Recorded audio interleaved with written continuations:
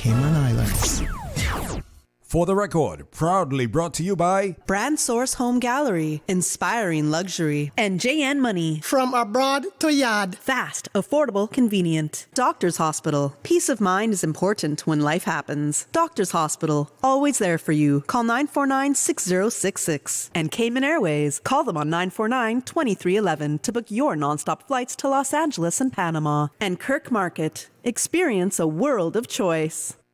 We ask our listeners and viewers to avoid any statements or comments which are abusive, derogatory, malicious, or defamatory. Do not use indecent language or make any statement that is false or misleading. Call 1-800-534-8255, 949-6990, 949-8037, or WhatsApp us on 925-3261. Live from Radio Cayman Studio. This is For the Record with Orrett Connor. Hear from your government officials, independents, and the opposition on issues that matter to you. For the Record. Engage in an open dialogue between residents and lawmakers. With Orrett Connor. Informative, impartial, insightful. This is For the Record. For the Record. 1-800-534-8255. Your calls, your input. This is For the Record. And now, your host, Orrett Connor.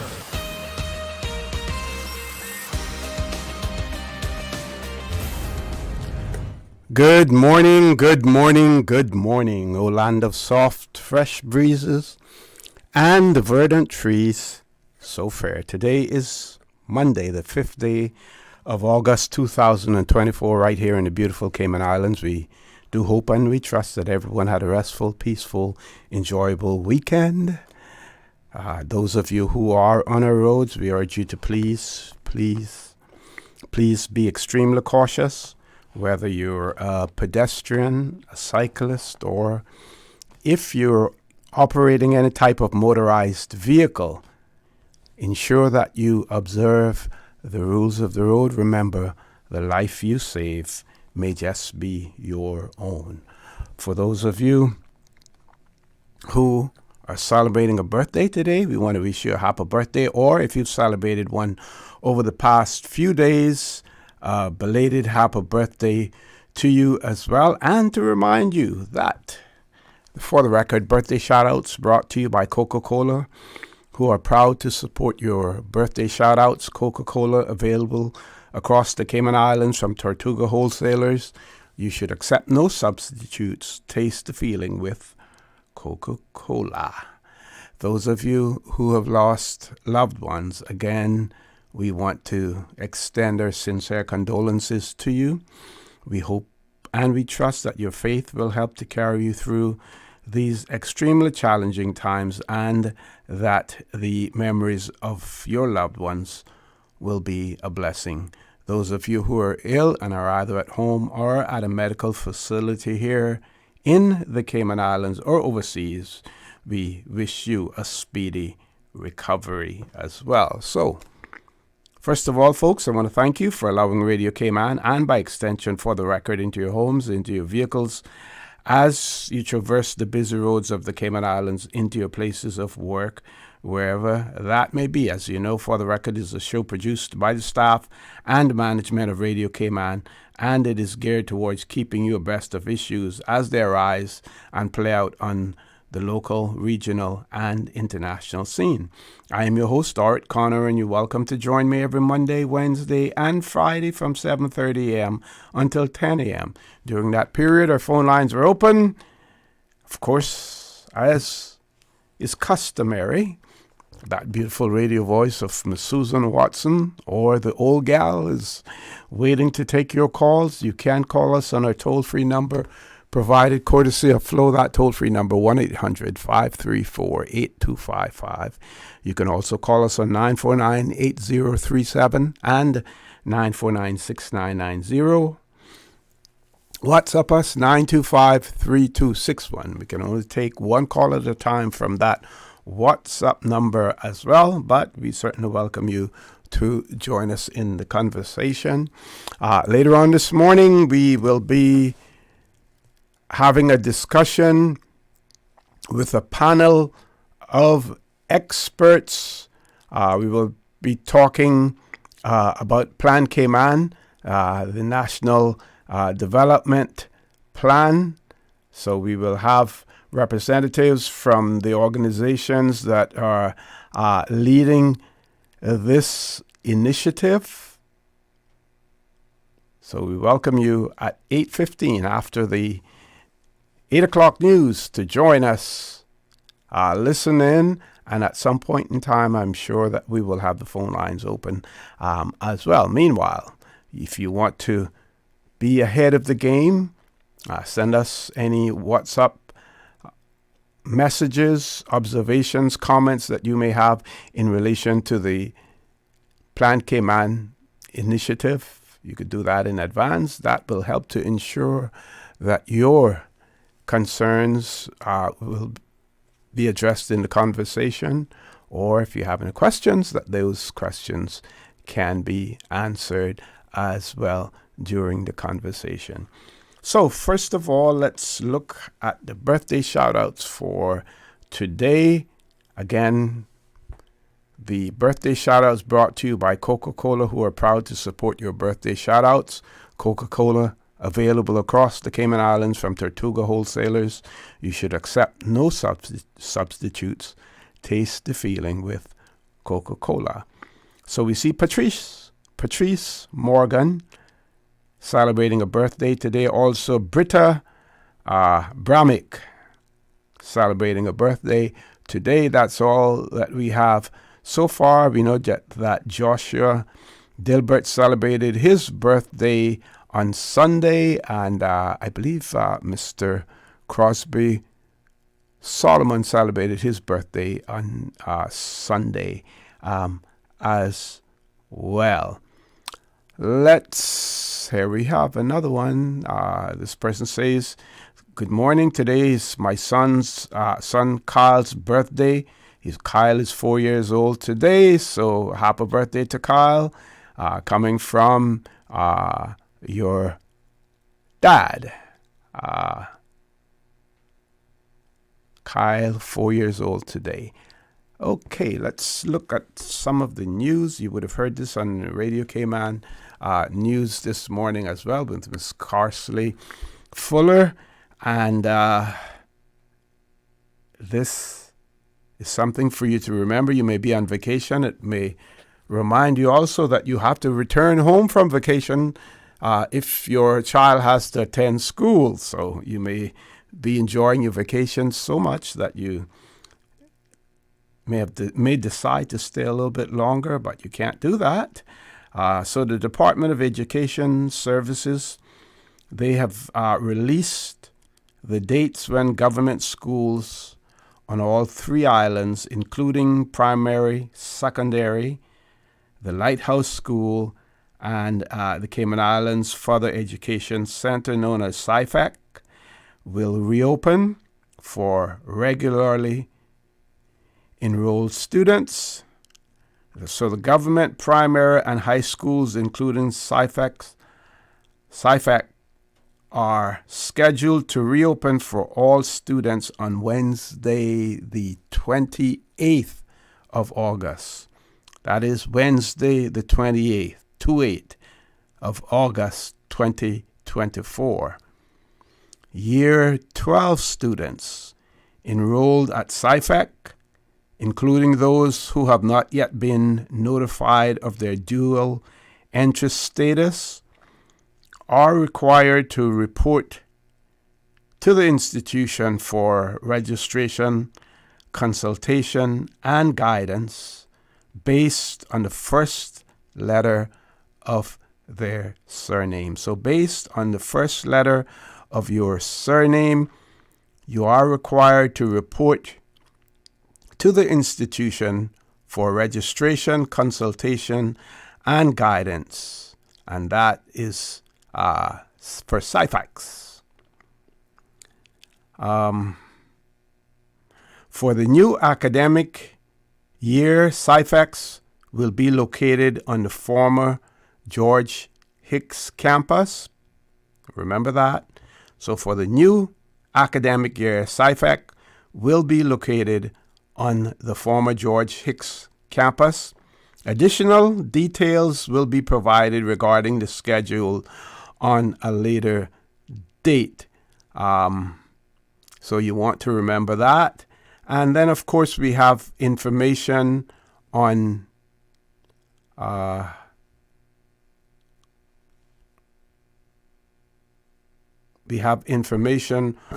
also on school orientation for new and transfer students. We will give that to you as well. And the release reads, folks, Orientation Day provides new students and their parents with essential information for successful integration into the new learning environment. Parents are required to accompany their children to Orientation Day. Remember that, folks? Parents, for those children who will be attending, who are new students or transfer students, your parent will be required to accompany you. So parents, make sure that you don't spring it on your employer at the last second. Oh, I'm going to be late this morning because I have to accompany my child to school for orientation. Do that in advance so that everything is well planned and everyone knows and what to expect on that particular day as well. So the new student orientation schedules are for primary schools. The date is the 27th of August. In Cayman Brac, the Creek and Spot Bay Primary School, that's on the 27th of August, 11 a.m. to 12 p.m. For East End on the 27th of August, it's 9 a.m. to 12 p.m. For the Edna Moyle Primary School in North Side, on the 27th also, it is from 9 a.m. to 10:30 a.m. For the Marie Martin Primary School in Georgetown, also known as Georgetown, or previously known as Georgetown Primary School, on the 27th of August, it's going to be from 8:30 to 11, and then from 11 a.m. until 12 p.m. all year 6 students. The Joanna Clark Primary School in Savannah, that will be from 8:30 a.m. until 10:30 a.m. also on the 27th. The Lighthouse School, 9 a.m. until 10:30 a.m. All new primary and secondary students. Prospect Primary School on the 27th, as well as Red Bay Primary School on the 27th, 9 a.m. to 11 a.m. for Prospect Primary, 9:30 a.m. to 11 a.m. for Red Bay Primary.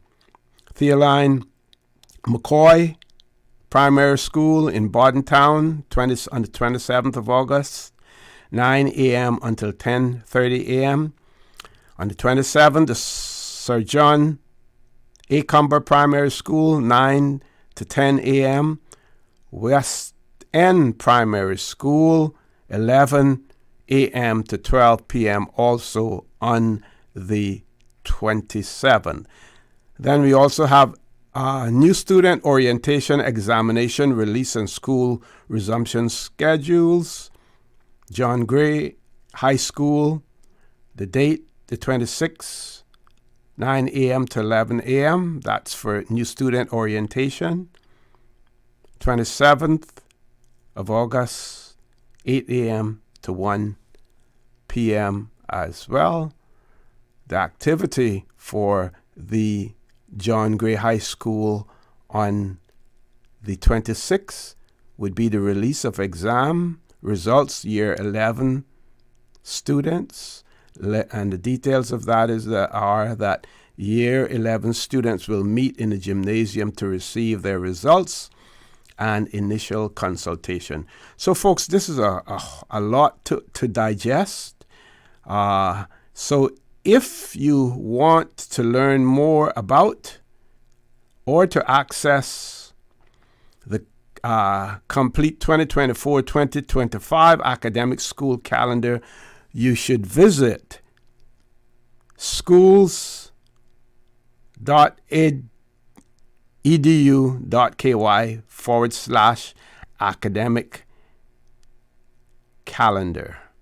I'll repeat that again. http://schools.edu.ky/academic calendar. With that, we're going to take our first commercial break, please. Folks, please stay tuned for the record. We'll be back shortly. The Cayman Islands boasts of a long, colorful, and rich history. In tribute to our roots, Radio Cayman, the voice of the Cayman Islands, is pleased to bring you the Historical Vignette Series, brought to you by Rotary Central. For more than 110 years, Rotary members have used their passion, energy, and intelligence to take action on sustainable projects. The Cayman Islands, He hath founded it upon the seas.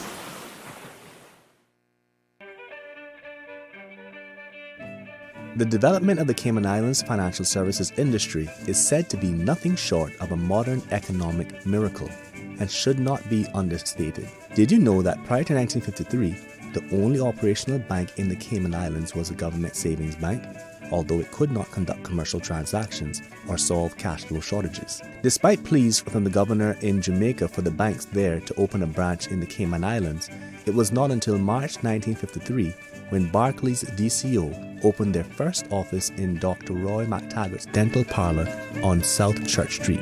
In 1957, Barclays moved into Dr. Roy's newly constructed Rembrandt building on Cardinal Avenue, and they did not see their first competition until 1963, when Royal Bank of Canada opened their first branch in the islands.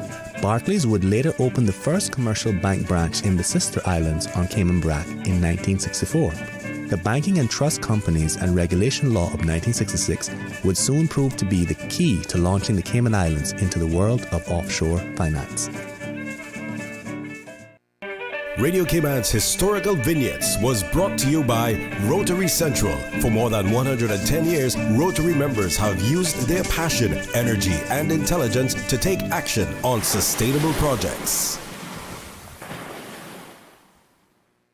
Since 1993, Rotary Central has worked diligently each year to provide quality bus shelters to our community.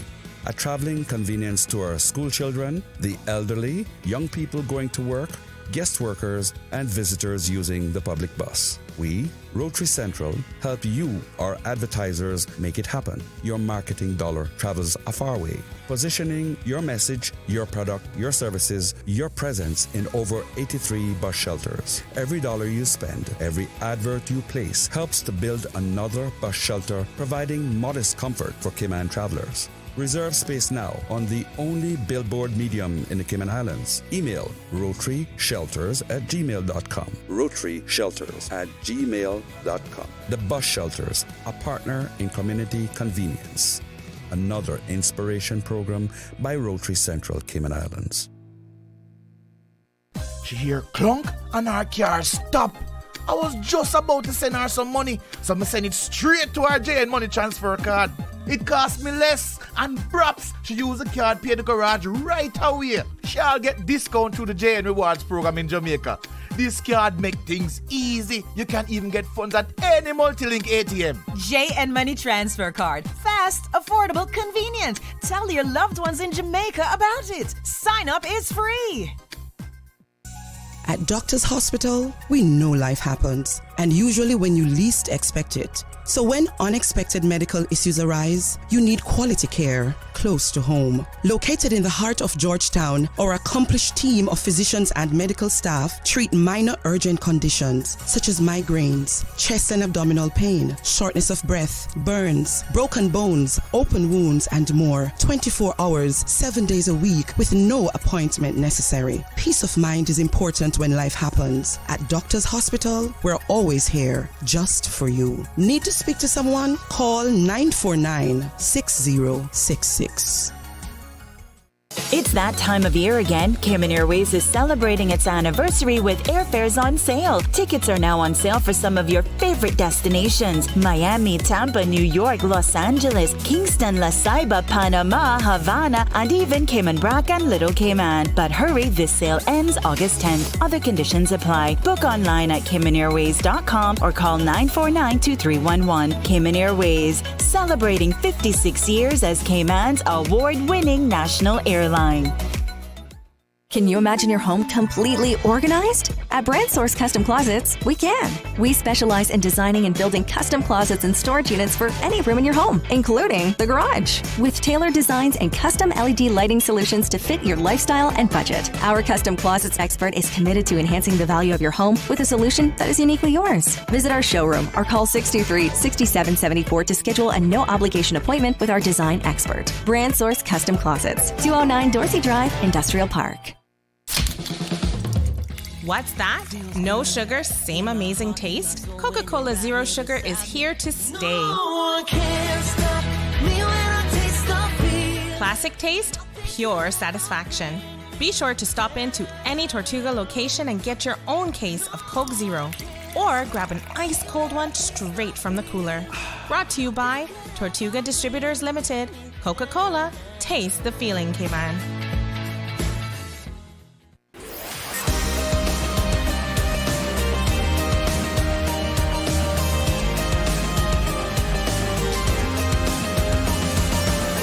This is For the Record. Good morning and welcome back to For the Record.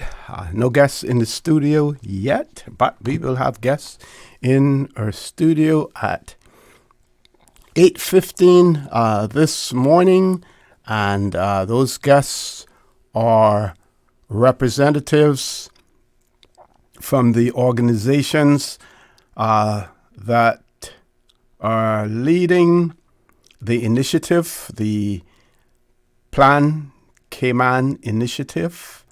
We will have representatives from the Central Planning Authority, as well as representatives from the Department of Planning and the Ministry of Planning, Agriculture, Housing, Infrastructure, and Transport Development as well.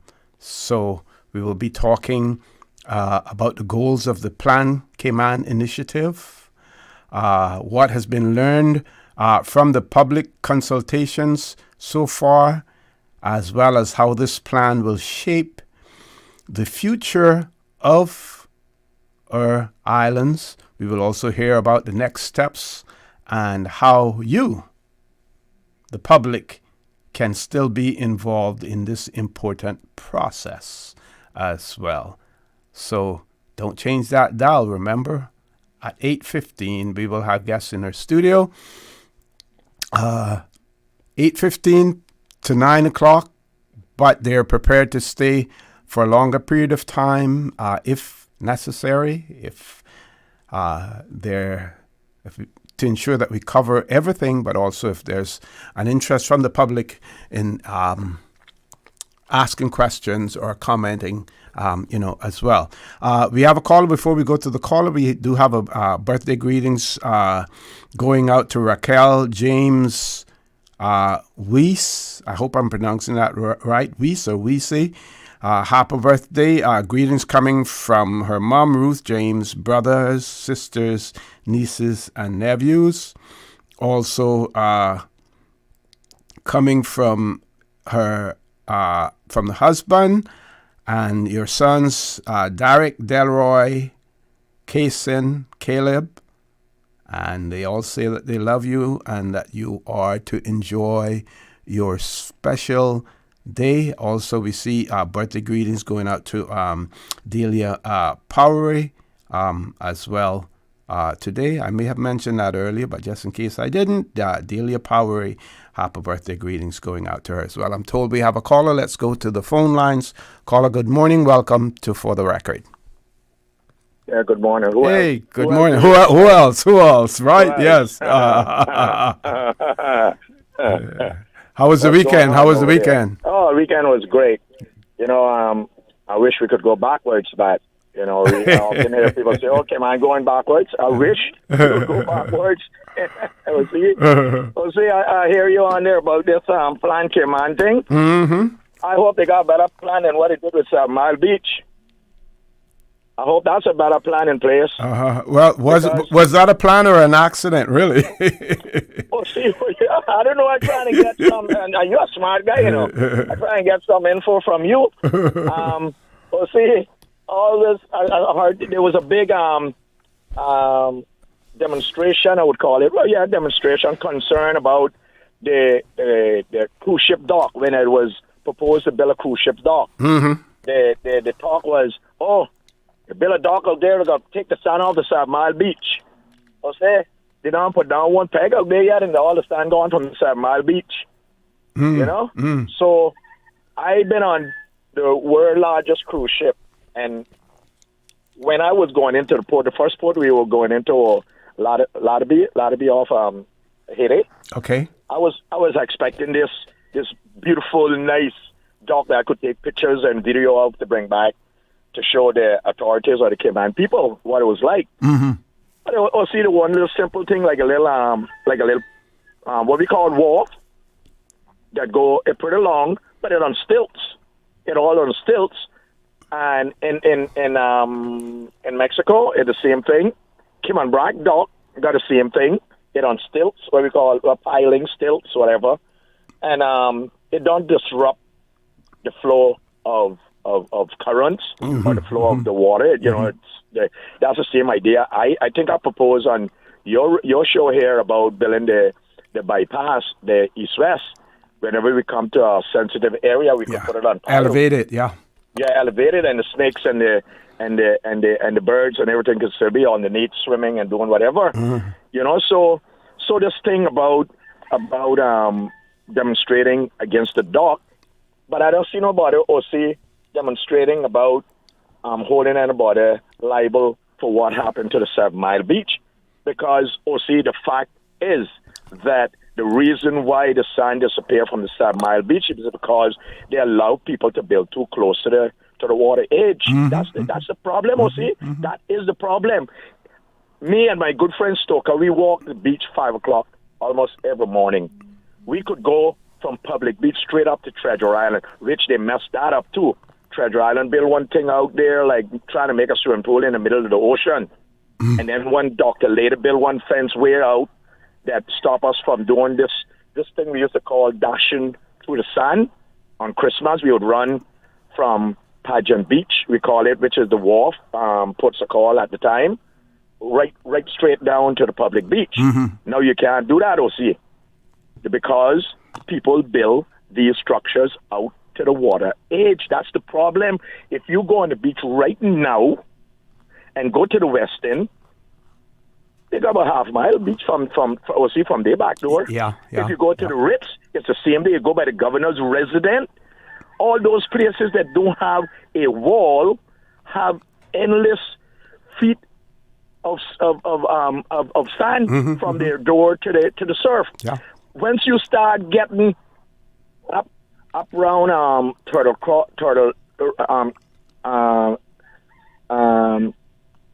Crawl and going past the Lacovia, going up. Turtle Run. Right. You can see. You can start seeing the problem. People build these walls. And I think, they knew that their planning permission allowed them to build too close to the sea, and they put up a wall to eventually protect their property. That's what I think. They knew that they were too close. The Radisson, what was it at the time? Radisson, yeah, before. I understand from somebody who went on the planning board, a good friend of mine, yours, after the fact, that he argued that it was 60, they gave the man permission 60 feet closer than when it was supposed to be.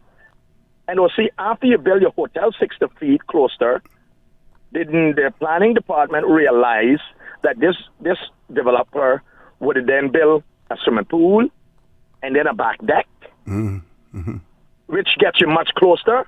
Or see, if you go right now by the Radisson, you see little squads running around, or see. Or see, you can stay right there with your little number what name hook that we used to put on trade. Squad, stand up on the cement. And if you look straight down, or see, on the other side, left or right, all you see is water, see. Yeah. You don't see no beach. As far down as you can look as far down as the Royal Palms, which does almost outland reef. So, see, where is the demonstration about getting this correct? Can it be corrected? You think bringing $22 million of sand to put there going to solve the problem, or see, nature got to take that too, Oh, yeah. Well, I think that went quiet after there was so much pushback about that. But, Lord Graham, you know what time it is, right? That time. Yeah. Top of the hour, talk later. Make sure you listen in and hear what they have to say about Plan Cayman, and you may get an opportunity to call in and make some comments as well. Folks, top of the hour, 8 o'clock news. When we return, the conversation will continue. Don't change that dial. Please stay tuned. For the record, we'll be back after the 8 o'clock news. Thank you, Mr. Connor. And studio time by Price Right is 8 o'clock. Shop happy at the Live Better sale, now on at the new look Priced Right. Save $50 on the Ninja Creamy Deluxe Ice Cream Maker, now just $219.99. Or transform your living space with the Samsung 55-inch QLED 4K Frame Smart TV for $899.99. Save $100. And get 15% off all patio sets. Happiness is finding quality products at great prices. Shop happy at Priced Right. Price is good until 3rd August 2024. For today's biggest news. Radio Cayman, the voice of the Cayman Islands.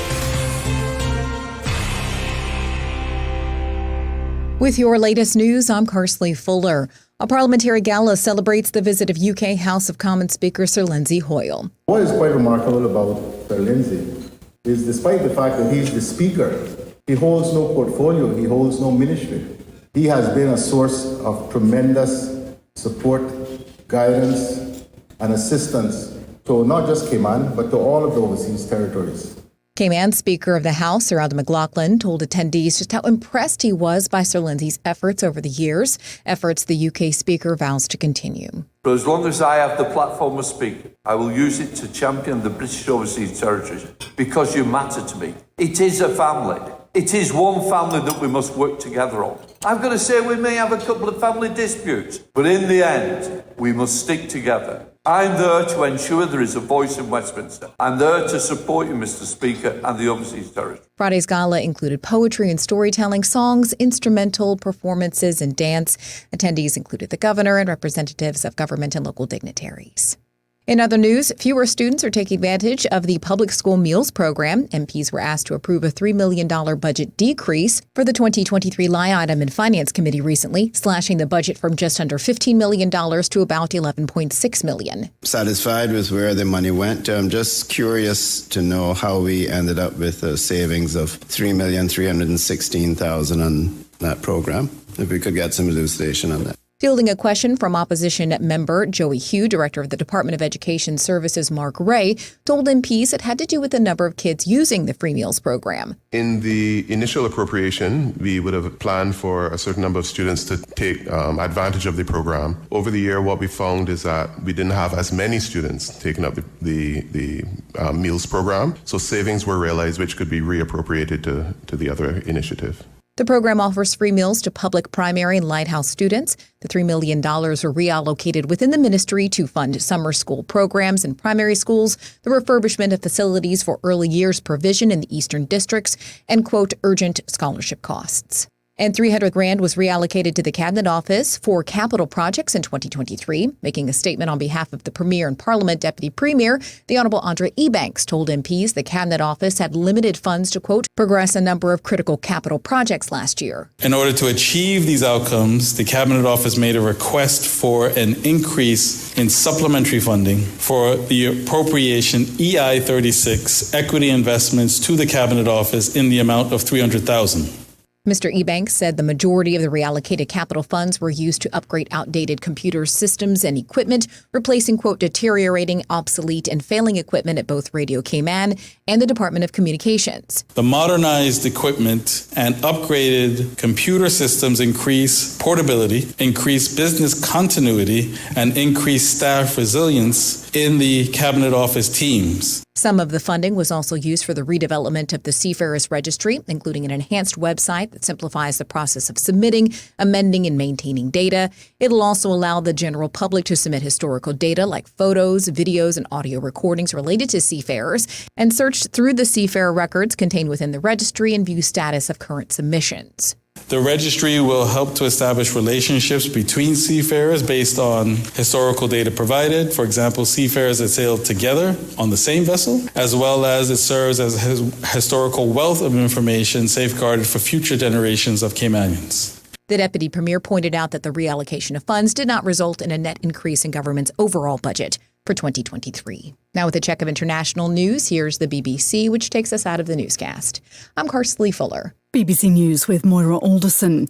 The army chief in Bangladesh says he's forming an interim government after the Prime Minister Sheikh Hasina resigned and fled the country a few hours ago. General Waqar Uzzaman said he'd been talking to political leaders and promised that the army would maintain peace. Thousands of anti-government protesters have stormed the Prime Minister's official residence. Share prices in Europe have fallen after Japan's stock market recorded one of the worst days in its history on the back of concerns about the US economy. Iran says it does not want to escalate tensions in the Middle East, but believes it needs to punish Israel to prevent further instability in the region. The statement from the Foreign Ministry in Tehran comes ahead of what Israel expects to be a prolonged missile attack from Iran. BBC News. Stay in touch with Radio Cayman with the latest up-to-date, accurate news and information. For your convenience, the headline news will be repeated on our sister station, Breeze 105.3 FM, weekdays at 8:30 a.m. Follow Radio Cayman on social media, Facebook, Instagram, Twitter, or download the Radio Cayman app in the App Store or log on to www.radiocayman.gov.ky and stay connected to what's happening in the community. Radio Cayman, your voice, your choice, your radio. It's that time of year again. Cayman Airways is celebrating its anniversary with airfares on sale. Tickets are now on sale for some of your favorite destinations: Miami, Tampa, New York, Los Angeles, Kingston, La Ceiba, Panama, Havana, and even Cayman Brac and Little Cayman. But hurry, this sale ends August 10th. Other conditions apply. Book online at CaymanAirways.com or call 949-2311. Cayman Airways, celebrating 56 years as Cayman's award-winning national airline. Homeowners, protecting your family and property is crucial during the season, and you should always assess insurance needs long before a storm makes landfall. Most insurers won't issue new policies or increases when a storm is imminent. Cayman Insurance Center's team of professionals can help owners like you find the most comprehensive coverage and competitive rates. Call the insurance professionals at Cayman Insurance Center 949-4657 or email info@cic.com.ky. Don't take chances with your family's future or your valuable assets. Call Cayman Insurance Center's insurance professionals today at 949-4657. The 8 a.m. weather update brought to you by CG Britcay, where people come first.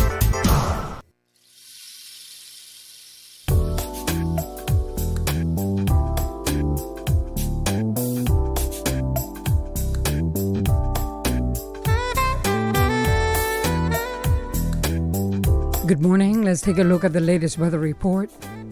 Current temperature is 84 degrees. Relative humidity is 88%.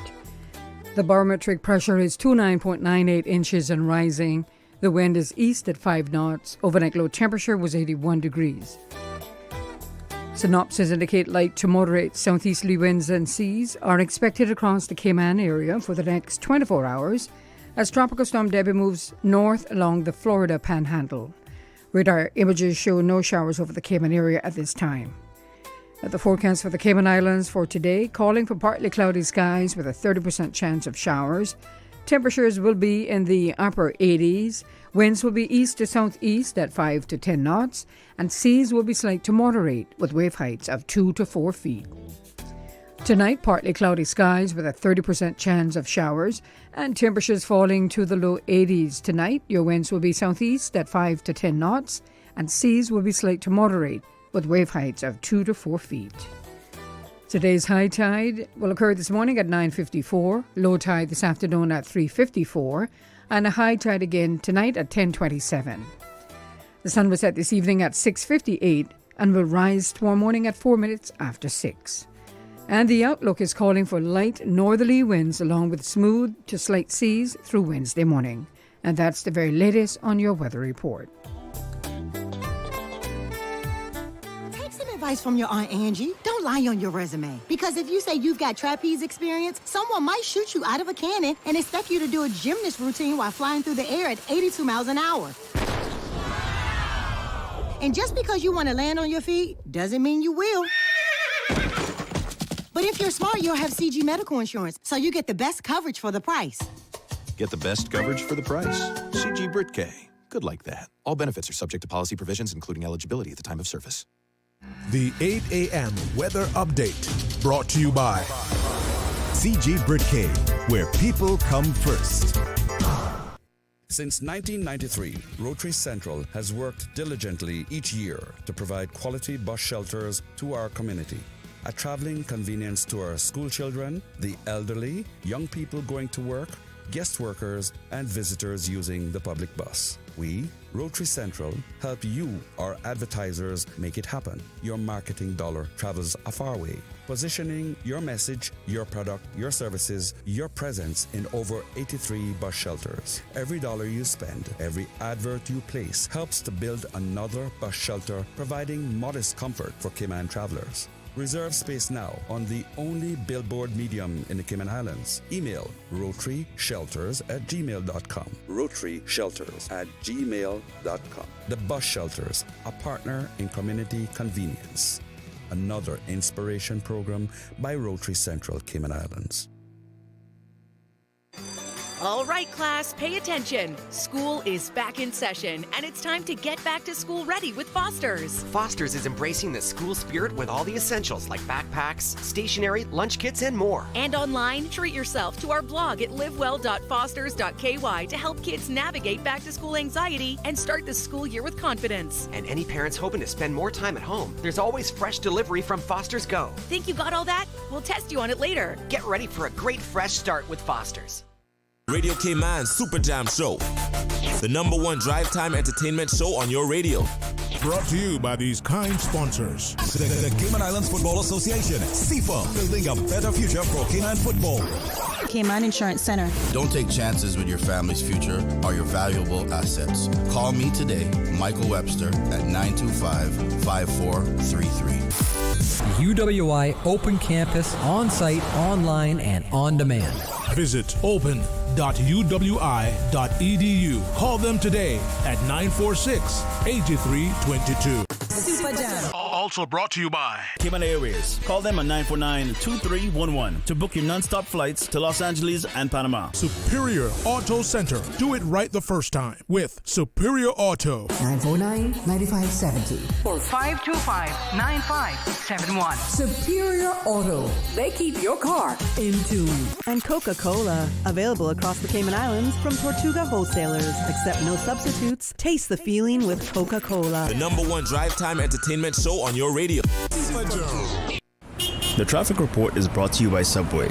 Enjoy a delicious start to your day with breakfast from Subway. Good morning. Let's take a look this time at traffic. Coming from the east on Shamrock Road and Rex Crichton Boulevard, traffic is flowing moderately, as well as on the Linford Pearson Highway in both directions.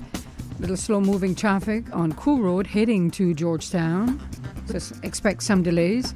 And traffic is moving along moderately on North Sound Road and heading towards the Industrial Park area and coming from the West Bay 4-way stop. Godfrey Nixon Way and Eastern Avenue flowing at a good pace in both directions, and no issues on Owen Roberts Drive as traffic is light to moderate. Huldah Avenue steady but flowing traffic, and that's what's happening on your roads. Join us again at about 10 minutes past 12. We'll give you another look at traffic. Summer's heating up, and so are the good times. Whether you are out on the water, enjoying the beach, or gathering with colleagues for an office bash, make it a feast to remember with Subway. From assorted sandwich platters to mouth-watering cookies, our catering menu has something for everyone. Perfect for groups of 5 or more. For food that's fresh, fast, and perfect for any occasion, choose Subway Catering. Visit subway.ky for catering options. Subway. Eat fresh. The traffic report is brought to you by Subway. Enjoy a delicious start to your day with breakfast from Subway. A dental checkup allows your dentist to identify any issues and maintain your oral health. Early treatment or prevention for problems is crucial, as untreated issues can become harder to manage later. Children should develop good oral health habits early to prevent tooth decay, which occurs when sugars from food and drinks interact with plaque bacteria, producing acid that causes cavities. Signs of tooth decay in children include yellow, brown, or black marks on their teeth and complaints of pain, especially when eating or drinking. Have you heard? Our award-winning national airline Cayman Airways has tickets on sale right now. If you're thinking about traveling between September and December of this year, now is the time to book your flights with Cayman Airways. Tickets are on sale to Miami, Tampa, New York, Los Angeles, Kingston, La Ceiba, Panama, and Havana. Even flights to Cayman Brac and Little Cayman are on sale. But hurry, you've got to book by August 10th to cash in on these great savings. Book online at CaymanAirways.com or you can call 949-2311. Happy 56th anniversary, Cayman Airways. This is Catherine Ebanks-Wilkes, and as the representative for West Bay Central and the Ministry for Sustainability and Climate Resiliency, I am concerned that our islands are at a high risk of loss and damage to seagrass beds. Stronger storms, warmer sea temperatures, and sea level rise can destroy seagrass beds. Culturally and economically important animals like green sea turtles and conch need seagrass to survive. To learn more about the climate risk to our islands, visit www.gov.ky/climate change policy.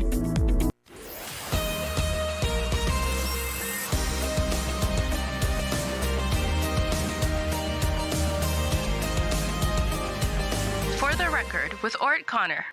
Good morning and welcome back to For the Record. We have guests in the studio. We will be talking with those guests soon about the Plan Cayman initiative. Before we go there, though, if I can get this here, there we have it. You heard Lord Graham earlier speak about various issues on 7 Mile Beach. And some of our listeners commented, this one person says he's correct. Why can't we have persons like him on these plans? And another person said, good morning, OC. That caller completely, I agree completely with that caller. And the New Grand Hyatt, I'm watching them because that pageant beach, as we know it, will disappear with the plan they want to put down. So, folks, we all have anecdotal issues, or we can identify anecdotally with particular issues on 7 Mile Beach area. And you heard Lord Graham ask whether or not that was all planned. Well, some may say that when you look at the development on 7 Mile Beach area, it could be attributed to the lack of planning. So we're going to be talking about the Plan Cayman, because while you may have these anecdotal issues, it may be difficult or impossible to deal with them individually. But if you have a plan in place, then things must fall within the ambit of that plan. So the importance of a plan is what the focus is on, as far as Plan Cayman is concerned and the National Development Plan. So I don't need to tell you again who I am. I'm your host, Orrett Connor. We have this is a special program now this morning that has been dedicated to the Plan Cayman National Development Initiative. This is a crucial effort to guide the future growth and development of the Cayman Islands, ensuring that our islands remain a vibrant and sustainable place to live and work. So again, it is designed to deal and to guide future development in the Cayman Islands. It's quite possible some things could be undone, but many are not able to be undone. So we have to look forward rather than backwards. So joining us in the studio this morning, we have representatives from the Central Planning Authority, as well as the Department of Planning, and we're going to go around the table and have each of our panelists introduce themselves. One more housekeeping point before we have the introduction. We're encouraging you, send in your questions. Our WhatsApp number, 925-3261. That will ensure that your concern will be addressed. But the focus really is on the Plan Cayman initiative, the meetings that have been taken place, what the goals of the Plan Cayman initiative are, what has been learned so far from the public consultations, as well as talking about how the plan will shape the future of the Cayman Islands as well. So let's go around the table and introduce our guests this morning. Morning, everyone. I'm Celicia Bancroft. Just joined the board in 2021. Many of you might know I used to be, or I guess I am still, an architect, local architect. And I used to work at planning many, many years ago. Basically just trying to do my part for the community, for the development of Cayman, to balance development with keeping our traditions and our culture and our island the way we all remember it for the past 40 or 50 years. Okay. Good morning, Mr. Connor. Good morning, Ms. Christine. Thanks for the introduction. I've been in Cayman now going on 30 years next month. I came to Cayman as a planner in 1994. And like Celicia, I worked in the planning department for a few years. And then I went to work in the Ministry of Planning. And wearing each of those hats, I have variously over the years been involved in the development plan review. For the last 3 years, I've been sitting with Ms. Celicia and others on the Central Planning Authority. And now one of the roles as a member of the Central Planning Authority is to work on the development plan review, which is long overdue, but I'm happy to say we're making great progress and looking forward. Okay. Since you have the mic, well, I think we should introduce our other guests as well, because people are going to see you they're going to see you on the cameras, so we may as well, they're going to be curious, what's that other person in there? How come she isn't saying anything? So Thank you for that, Mr. Connor. My name is Ann Kensington-Lott. I'm the head of communications for the Ministry of Planning, Agriculture, Housing, Infrastructure, Transport and Development. I'm here to help coordinate, and I've been working with the team from planning as well as the Central Planning Authority for all the public consultations. So today is kind of our final wrap-up. So I'm happy to be here, and thank you for the introductions. But just as a precursor, I won't be answering questions. That's not Okay, thank you very much for that. So, Ms. Christine, we're going to let you take the lead so far in this discussion. Go right ahead. Thanks again, Mr. Connor, and thanks for having us on for the record. We are here today to discuss Plan Cayman's National Development Plan. It's an important initiative, as Mr. Connor has already said, to guide the future development of the Cayman Islands. First, I'd like to apologize on behalf of our CPA chairman, Mr. Ian Pardew, and our deputy chairman, Mr. Handel Whitaker, who couldn't be with us today. Over the past few months, we've been engaging with communities across the islands, listening to your thoughts, ideas, and concerns about our future. And we're currently seeking input on the first piece of the development plan. And we can talk about the pieces of the development plan a little later as we go through the process. But the first piece is the planning statement.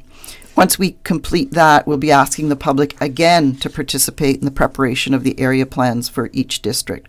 So far, this process has been a very collaborative one between the Planning Department, the Central Planning Authority, the Ministry of Planning, Agriculture, etc., and the Ministry of Sustainability. Our goal is to work together as a cohesive team to create a plan that reflects the needs and aspirations of our community. The public consultation period officially draws to a close tomorrow at midnight. That's tomorrow, Tuesday, August 6th. So there's still time for everyone to share their feedback.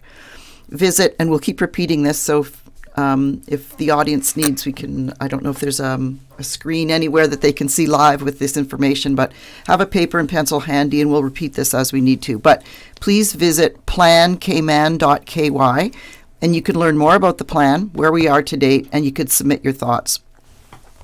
The interview today is a great opportunity for us to share what we've learned from the consultation so far, explain to the audience what the planning statement is, what it covers, and to discuss the next steps on the way forward. Thank you to everyone who's participated so far. Your input is invaluable in shaping the plan that's going to guide the islands toward a sustainable and prosperous future. And we look forward to continuing this important conversation with the country. Okay. And while we don't really want to dwell on the past so much, as far as the consultations and the meetings have gone so far, can we speak in terms of where they took place, what sort of response that was received as well? Do we have that information on hand? Yes, sir. We've had a series of in-person public consultations, and they've taken place since the end of July since the end of May. I'm sorry. We were supposed to conclude at the end of July, but because of our friend Beryl, we extended it a little bit, which is interesting because one of the things we did hear as a recurring theme in the districts was members of the public wanted more time. So I guess thanks to Beryl, you did get a little bit more time. But in terms of the districts, every single district has been visited by a panel such as here today, including, and this is an important point, and I'm not sure everyone has realized this yet, but we were also in person. I wasn't. I attended some of the meetings, but not all of them. There were in-person public consultation meetings in both Cayman Brac and Little Cayman, and this in itself is historic.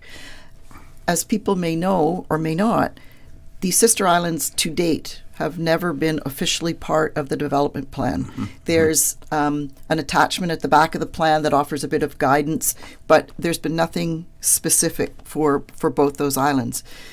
There's been a clear policy direction to include both Cayman Brac and Little Cayman in this current development plan. So I think that's really telling about the need for proper planning, especially in two parts of the island that have not really seen a lot of development yet. So now's the time to get those two small islands on board, and we're very pleased with the input we've received from the public over there in terms of their support for that. Okay, we're about a minute and a half to our commercial break. So what we will do, we will take a short commercial break, and when we return, we want to talk about the updating of the National Development Plan and how important that is for the Cayman Islands. Ms. Christine has mentioned Cayman Brac and Little Cayman. And if we were to use Grand Cayman as an example, we now see how important it is to have a development plan, for each island, as we move forward as well, so as not to repeat the mistakes of the past as well. With that, we're going to take a commercial break. When we return, the conversation will continue with Miss Christine Maltman, Miss Cecilia Bancroft, and Miss Ann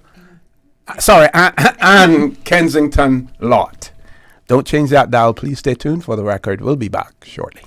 It's that time of year again. Cayman Airways is celebrating its anniversary with airfares on sale. Tickets are now on sale for some of your favorite destinations: Miami, Tampa, New York, Los Angeles, Kingston, La Ceiba, Panama, Havana, and even Cayman Brac and Little Cayman. But hurry, this sale ends August 10th. Other conditions apply. Book online at CaymanAirways.com or call 949-2311. Cayman Airways, celebrating 56 years as Cayman's award-winning national airline. So much happening so fast, too much.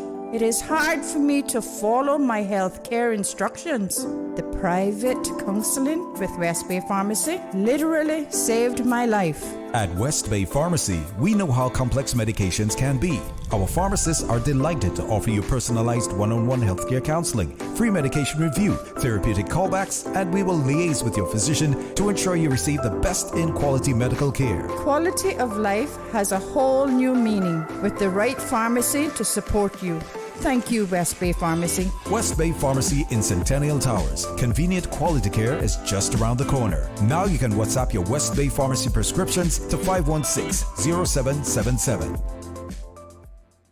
When it comes to weekly meal prep, I trust Kirk Market to provide the best value for quality proteins. The butchers at Kirk Market are super helpful. They always slice my steaks perfectly. Kirk Market has everything I need for healthy and flavorful protein-packed meals. From lean cuts of CAB choice beef, tender CAB prime beef, the juiciest pork, and all-natural hormone-free poultry, to their seafood section with everything from fresh local snapper to omega-3 rich salmon. I choose Kirk Market for the highest quality proteins to support my healthy lifestyle. Kirk Market. Eat well, live well, and discover a world of choice.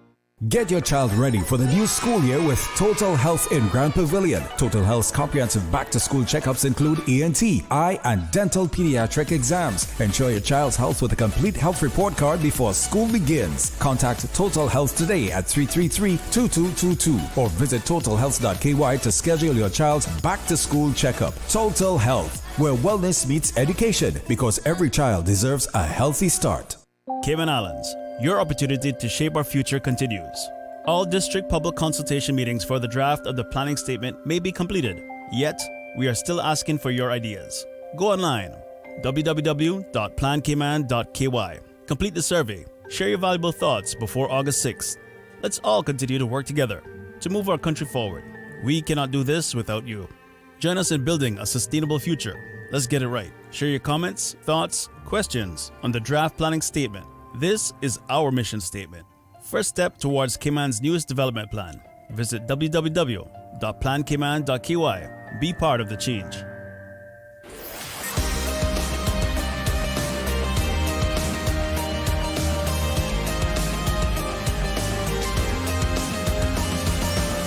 This is For the Record. Good morning and welcome back to For the Record. For those of you just joining us, I want to remind you who is in the studio. You'll see, if you're on YouTube, you'll see faces. We have Miss Ann Kensington Lott, who is the head of communications within the ministry. We have Miss Christine Maltman, who is a member of the Central Planning Authority.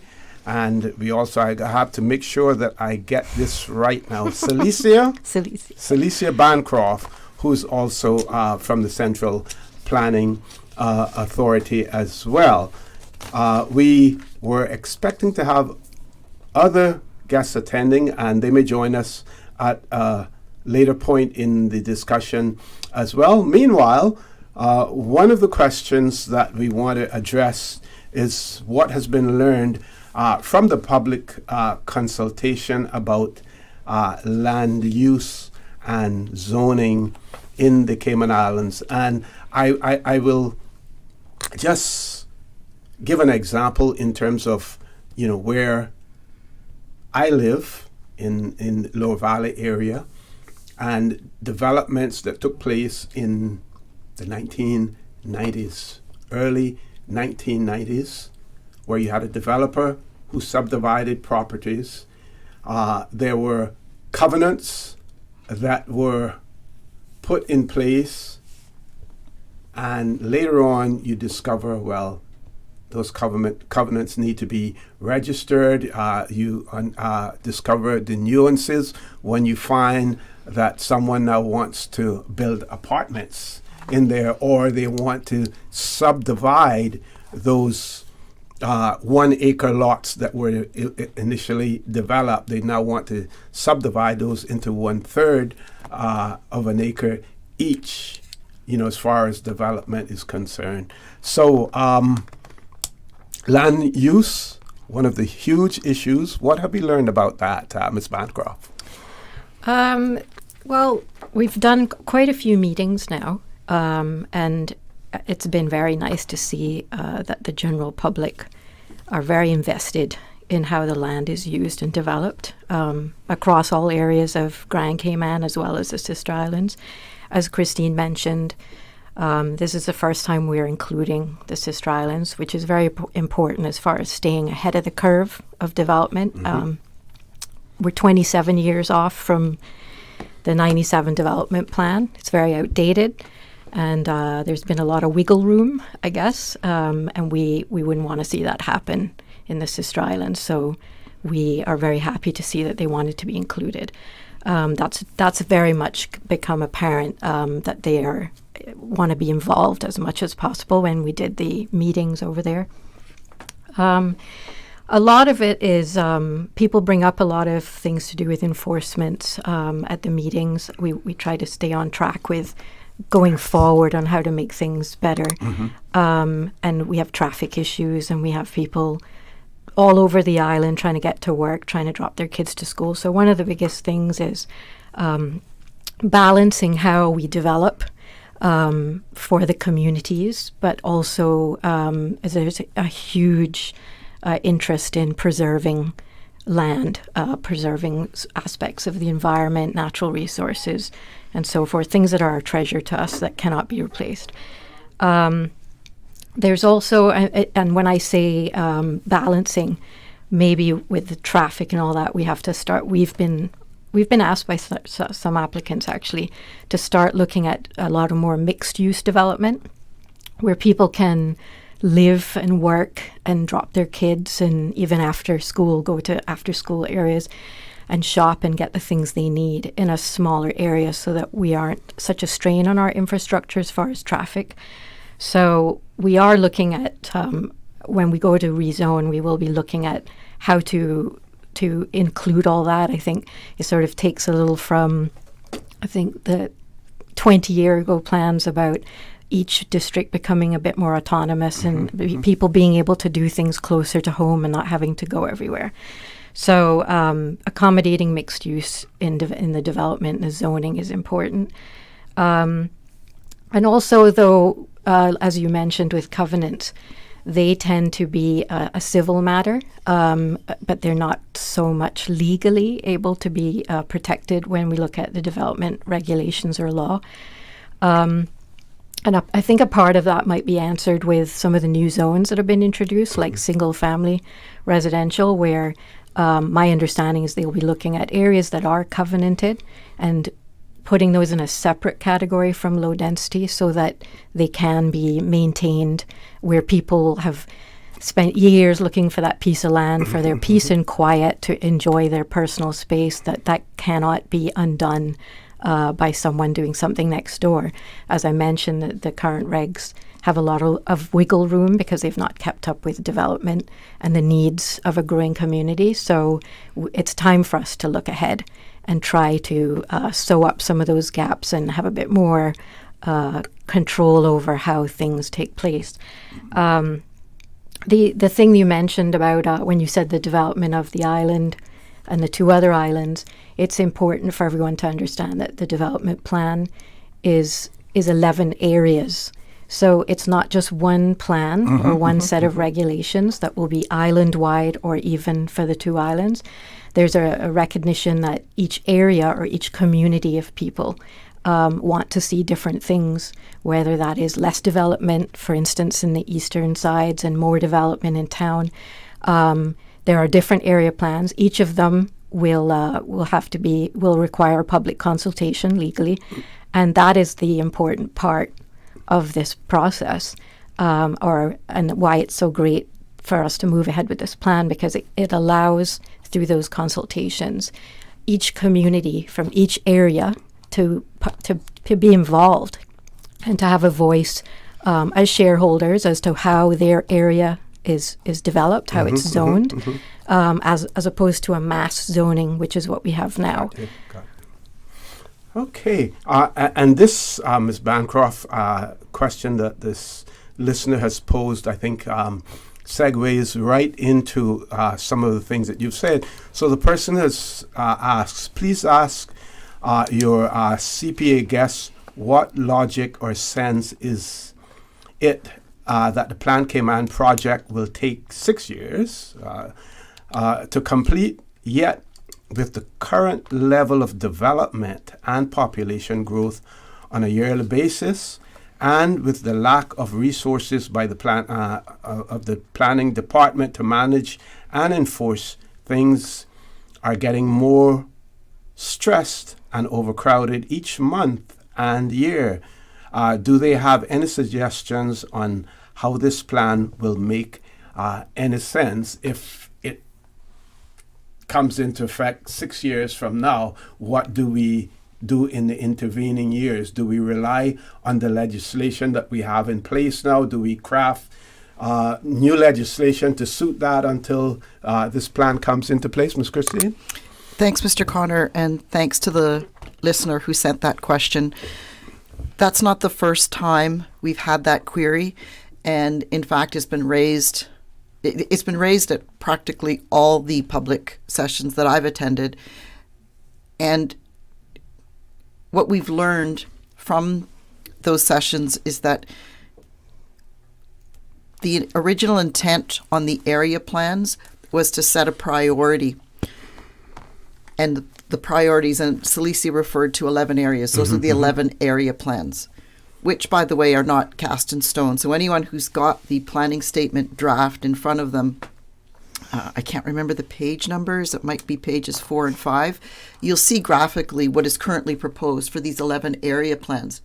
I think one of the intents was to prioritize those districts and then tackle them sequentially with the public consultation processes. We've learned at least two things from our public consultation so far.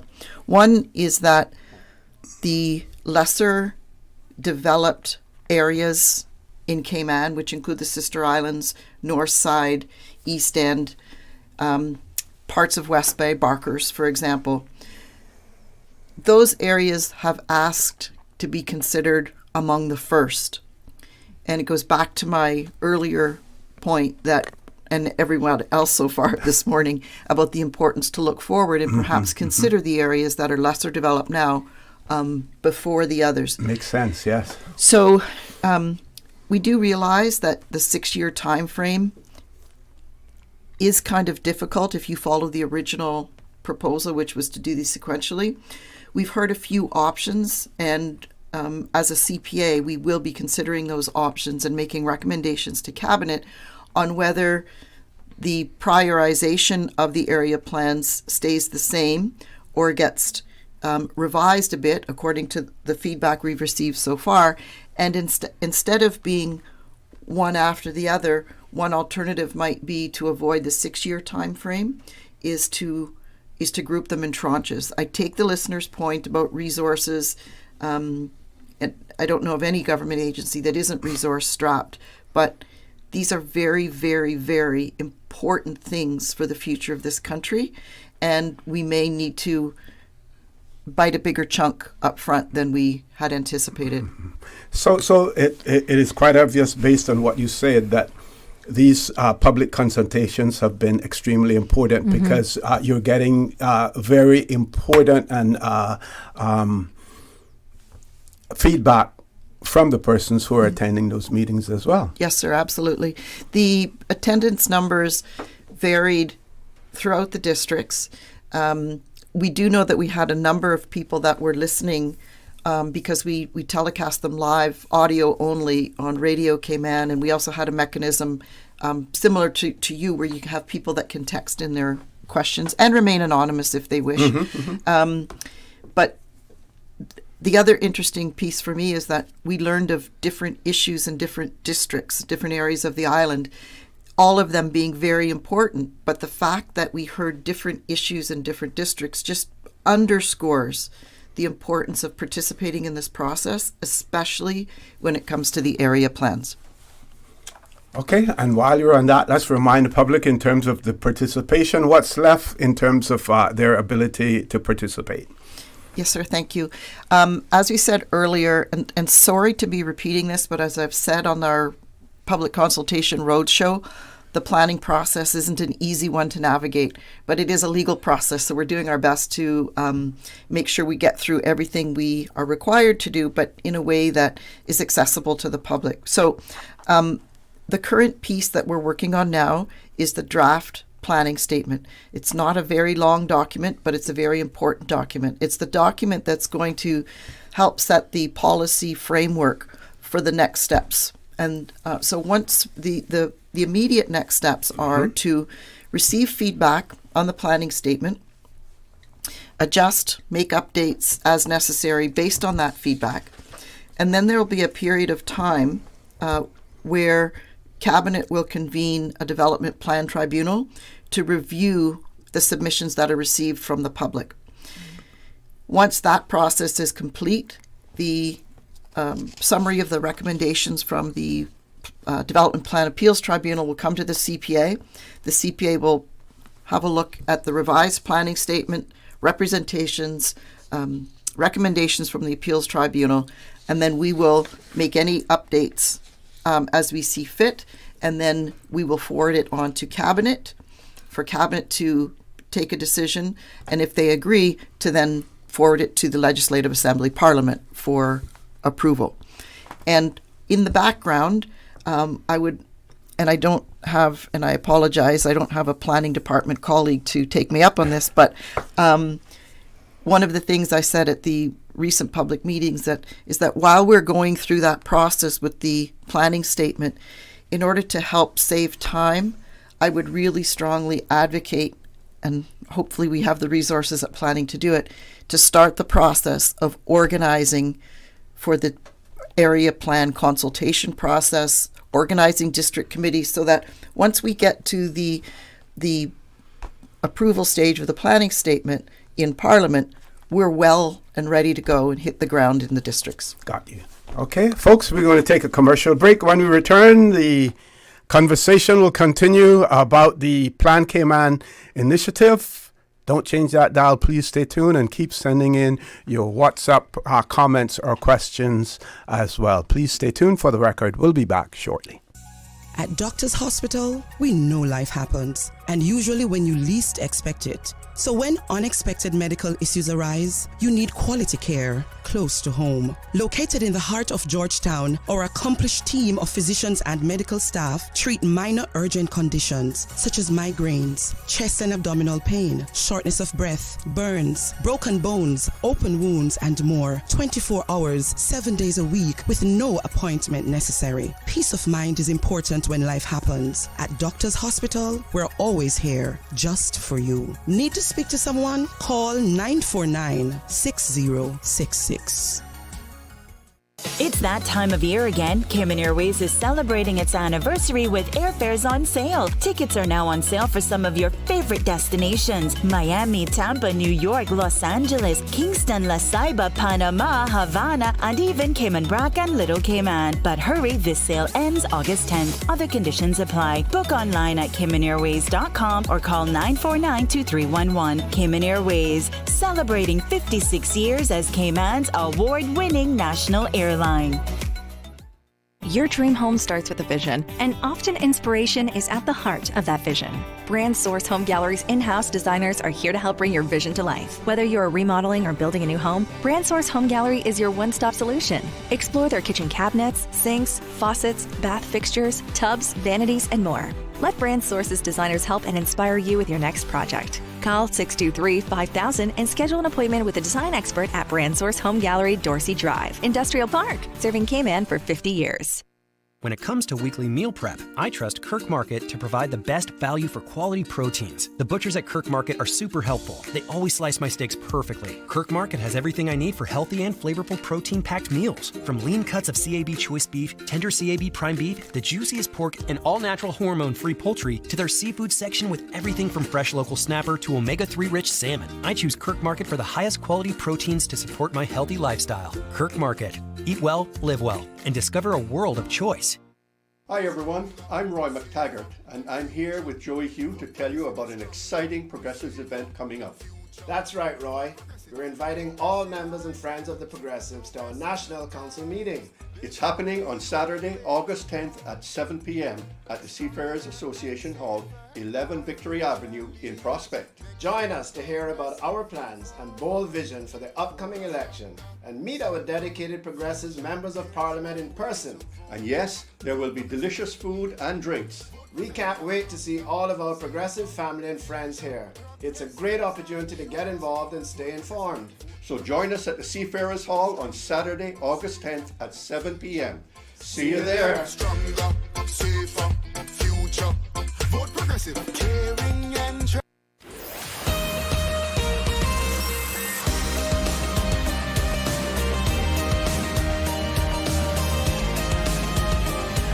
For the Record with Orrett Connor. Good morning and welcome back to For the Record.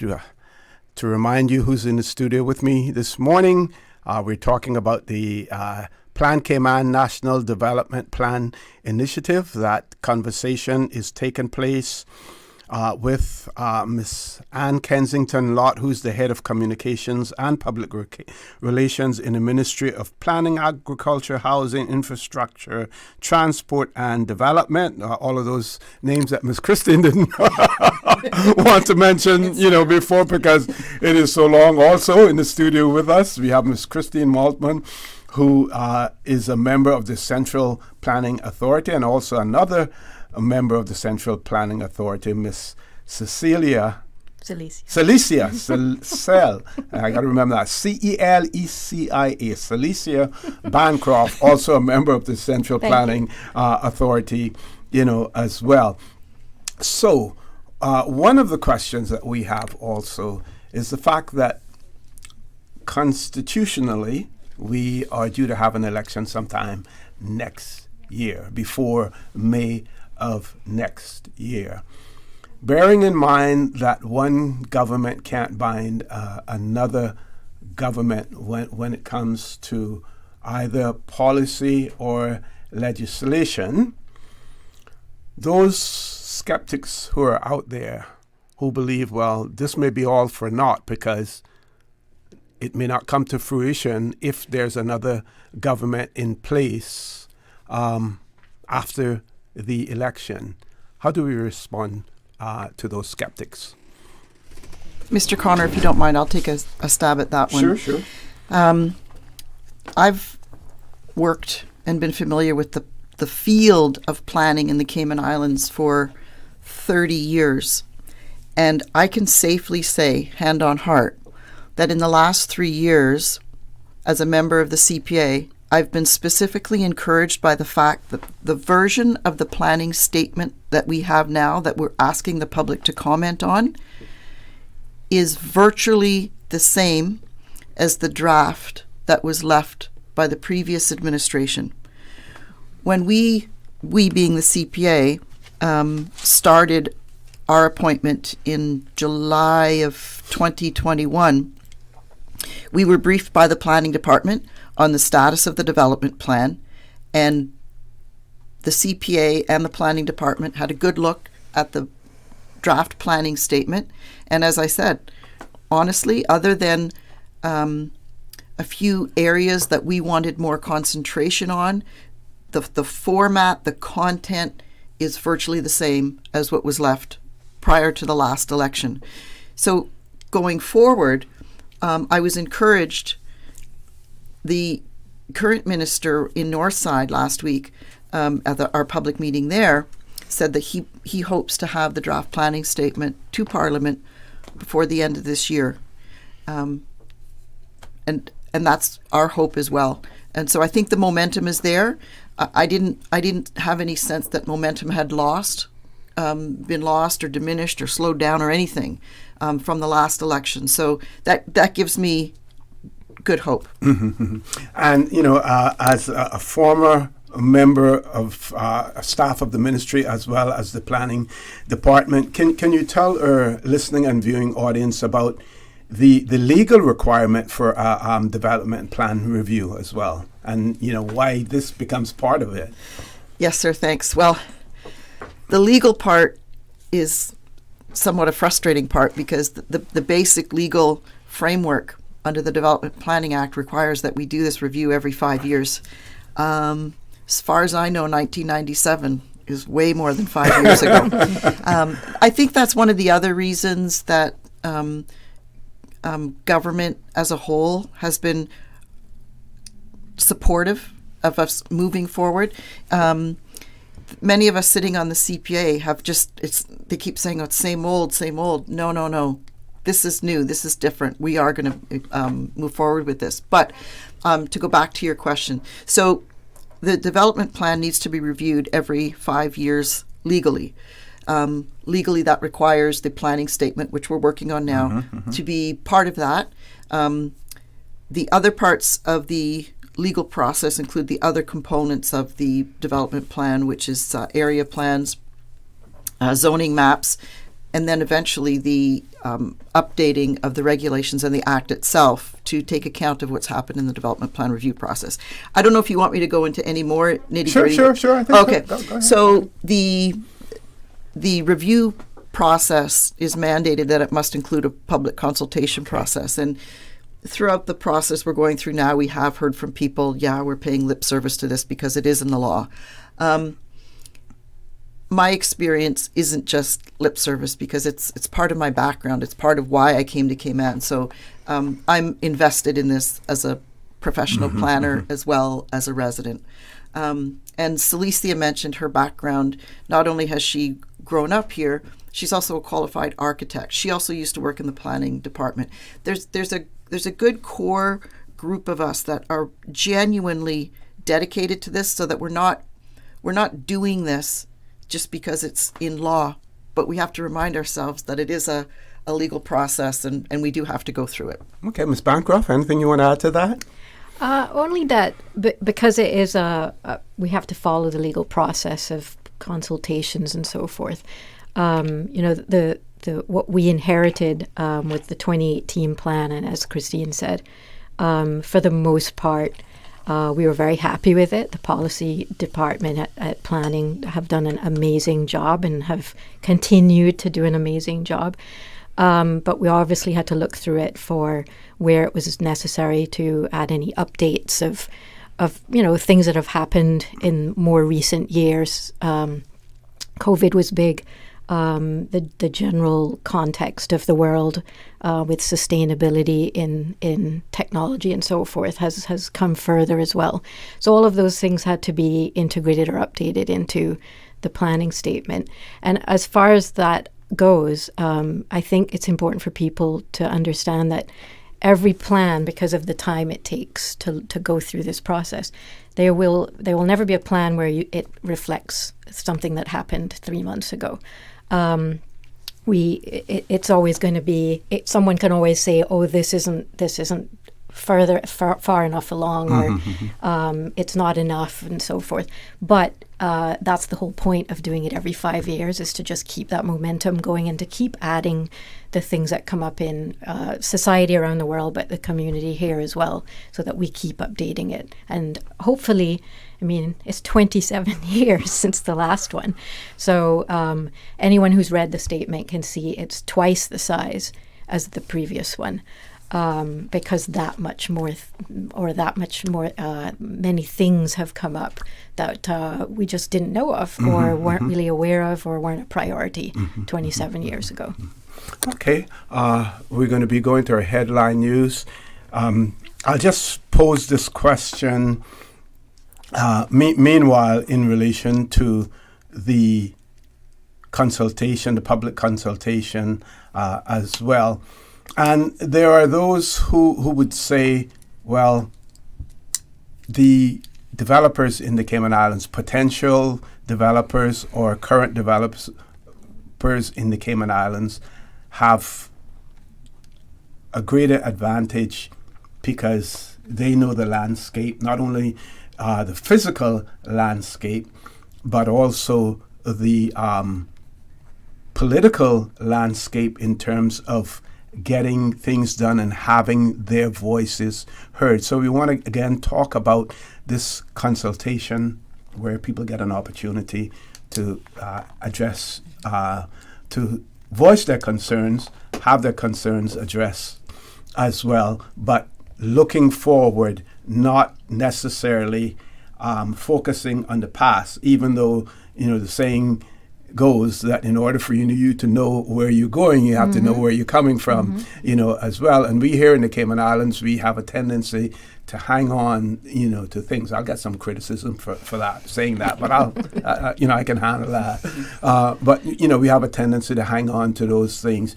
Also, the fact that that this development plan and an updated plan aims to address issues like housing, transportation, and environmental protection while ensuring sustainable economic growth. I want to talk a little bit about all of the other players that would be involved in this, which may not necessarily fall under the ministry that has responsibility for this as well. So what we're going to do, we're going to headline news. When we return, we do have a caller. We just want to remind callers to please keep it specific to the initiative and the consultation. Please stay tuned for the record. We'll be back shortly. Covering Little Cayman, Kim and Bragg. Cover me. Radio Cayman in the Cayman Islands. 89.9 Radio Cayman helps you to weather the storm during this hurricane season. One of the most crucial elements of hurricane preparedness is storm awareness. During the season, it is of utmost importance to pay attention to the latest local weather forecasts, as hurricanes do not suddenly form or strike. There are various methods of advanced notification. Utilizing such may be the difference between a favorable outcome and disaster. Both television and radio serve as excellent mediums with up-to-the-minute storm path information in the wake of a hurricane. Another method of tracking a hurricane may be only arm's length away. Your smartphone or tablet can be your most valuable tool before, during, and after a storm, providing countless numbers of apps with crucial hurricane information. Many apps allow you to track storms with moving radar and satellite imagery, plus offer alerts, current conditions, forecasts, advisories, and even video. This hurricane preparedness tip was brought to you by your community radio station, Radio Cayman, 89.9 FM. From Radio Cayman's newsroom, this is Headlines. Local, regional, international news. The Headline News is brought to you by Kirk Market and Health Services Authority. A parliamentary gala celebrated the visit of UK House of Commons Speaker Sir Lindsay Hoyle. Friday night's event included poetry, storytelling, songs, music, and dance. Attendees included the governor and representatives of government. Prime Minister Sheikh Hasina has resigned and fled the country after anti-government protest in which hundreds of people have been killed in Bangladesh. Reports say she and her sister have been taken by Army helicopter to safety. Hasina's whereabouts are unclear. She's thought to be heading to India. Huge crowds of cheering protesters stormed her official residence in the capital Dhaka despite a curfew and internet clampdown. At least 90 people were killed on Sunday in clashes between police and protesters, taking the death toll in recent weeks to more than 300. The bloodshed is some of the worst the South Asian country has seen since it came into being in 1971. The student protests began in July with calls to abolish civil service job quotas, but spiraling into demands for Hasina to quit after 2 decades in power. Those are your headlines. I'm Karsley Fuller. More news available at www.radiocayman.gov.ky. Check out our social media pages: Facebook, YouTube, X, formerly Twitter, Radio Cayman Headline News.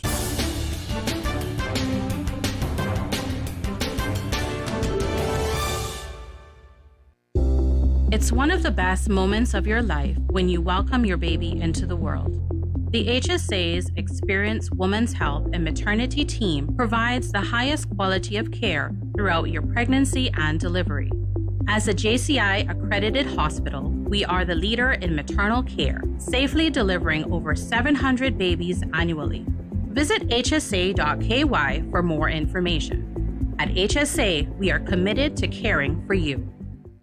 When it comes to weekly meal prep, I trust Kirk Market to provide the best value for quality proteins. The butchers at Kirk Market are super helpful. They always slice my steaks perfectly. Kirk Market has everything I need for healthy and flavorful protein-packed meals. From lean cuts of CAB choice beef, tender CAB prime beef, the juiciest pork, and all-natural hormone-free poultry, to their seafood section with everything from fresh local snapper to omega-3 rich salmon. I choose Kirk Market for the highest quality proteins to support my healthy lifestyle. Kirk Market. Eat well, live well, and discover a world of choice.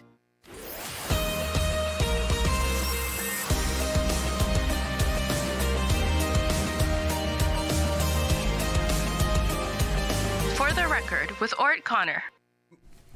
Good morning and welcome back to For the Record. Before we go to the caller, I want to introduce another member of our panel here. Ms. Christine has been very effectively filling in, as a member of the Central Planning Authority, but also, her previous hat as a staff in the planning department as well.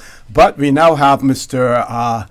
Richard Milam, who is from the Department of Planning, and I will have him introduce himself to us. Richard, good morning. Welcome to For the Record. Good morning. Thanks very much. My name is Richard Milam. I've been with the Department of Planning for about 6 years now and working in various policy matters, but the primary role that I conduct is the development plan review. Okay, excellent. So, Ms. Susan, we're going to grab the first caller. Caller, good morning. Welcome to For the Record. Hello, good morning, Mr. Connor, and good morning to your panel. Good morning, sir. I apologize. I don't know everybody's name, so I won't venture to try to say it. I'm having difficulty right here with them facing me, so don't worry too much about that. I do know Ms. Bancroft very well, so good morning to her and everyone in her panel. Just so I don't speak about something out of turn, this national planning strategy that you guys are doing from district to district, this is in regard to the cargo port and whatnot, right? Was that part of the discussion? No. Okay, because I thought that they were doing a road show talking about relocation of cargo and whatnot. Okay. No, this is the Plan Cayman. Plan Cayman. Yes. Well, I just have one observation with that, and I'll leave that with the planners. Okay. I know that in recent years that we have put in stipulation for turtle nesting and the lighting and stuff that creates hindrance for turtles to nest, right? I know that there's been a recent policy that, certain places along the coastal line can't have certain lighting on at certain times. Now, I know that initiative is very effective. I also would just like to pose a question from a planning department position. And I know that that's probably in the process now of future planning in regards to how close someone can build to the shoreline, because we have seen the effects of certain properties that are too close.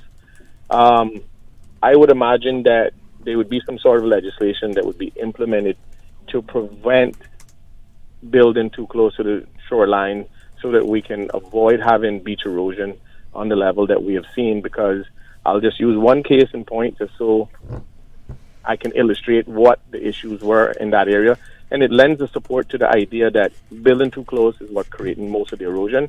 If you look at the Royal Palm location, and then you look at the Coral Beach location, which is right next to it, in previous years, before they built a wall on the Coral Beach side, Royal Palms and Coral Beach had a beautiful beach in front of it. And when they erected the wall at Coral Beach, now both properties are suffering from beach erosion.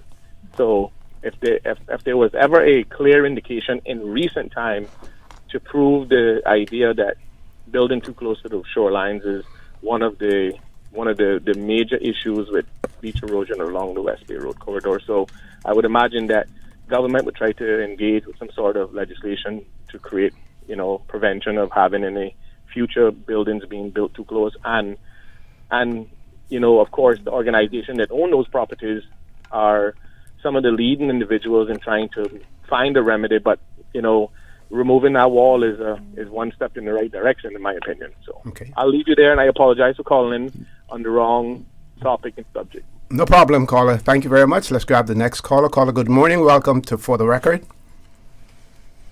Sorry, OC? Yes, sir. Good morning. Good morning. This is Kenneth Ebanks or Cledis. Yes, that distinctive voice. Good morning, Christine, Richard, Celicia. I can't remember the young lady's name. Miss Anne. Miss Anne? Mm-hmm. Okay, good morning, all. Good morning, Kemat. I'm going to be brief. Christine, the proposed amendments to the planning statement refers to the term sustainable development, sustainable Cayman. Could you, for the public's edification, sort of explain what the sustainable Cayman would look like? The next thing is, I noticed that on the document, the CPA is not mentioned, but it is a CPA's initiative. I don't know whether it was a typo, but so at the end of the document is the Ministry of Sustainability, the Ministry of Planning, and the Plan Department, not the CPA. So I hope that was a typo.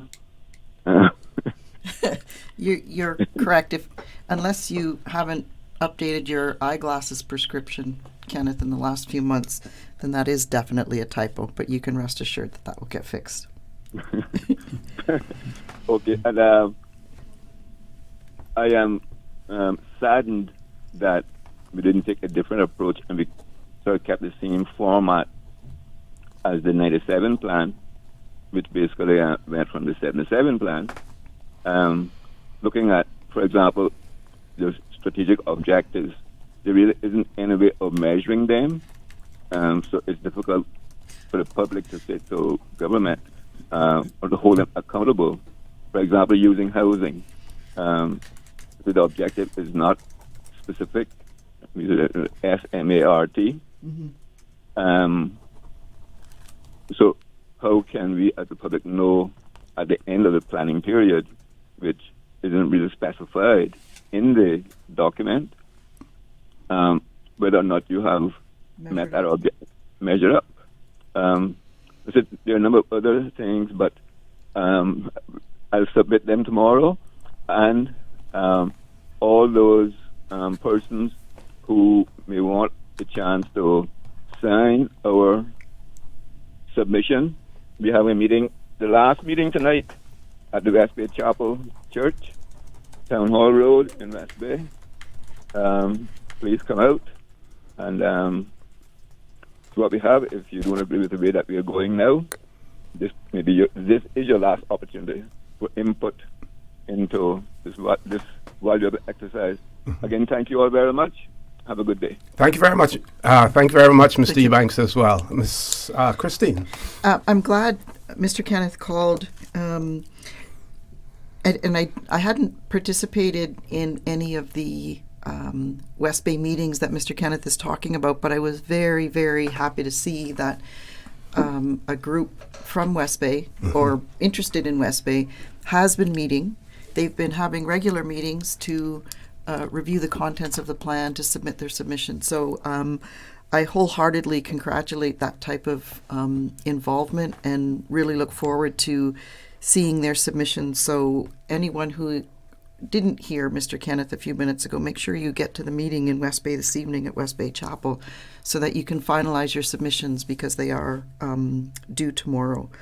Mr. Kenneth also talked a little bit about, at the beginning of his call, regarding, he asked the question, what do we mean by sustainable Cayman?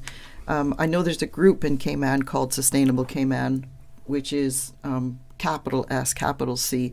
But I believe what Mr. Kenneth was getting at was how does the planning statement, the development plan process, hope to address sustainability?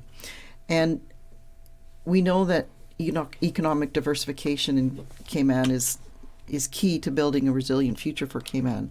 We know that tourism and finance remain central to our economy, but we may need to explore other opportunities. So far, the development plan and the planning statement at a high level supports growth in emerging sectors like technology, renewable energy, creative industries. But we're talking about a land use plan here and land use policy. So in terms of land use, the plan can help in this regard by helping to find suitably located areas for such sectors and getting into some of the things that Ms. Alicia had talked about earlier in terms of centralizing or decentralizing is something that's come up in the public consultation period, but trying to move some of these other uses out into the districts so we ease up on the transportation infrastructure, that sort of thing.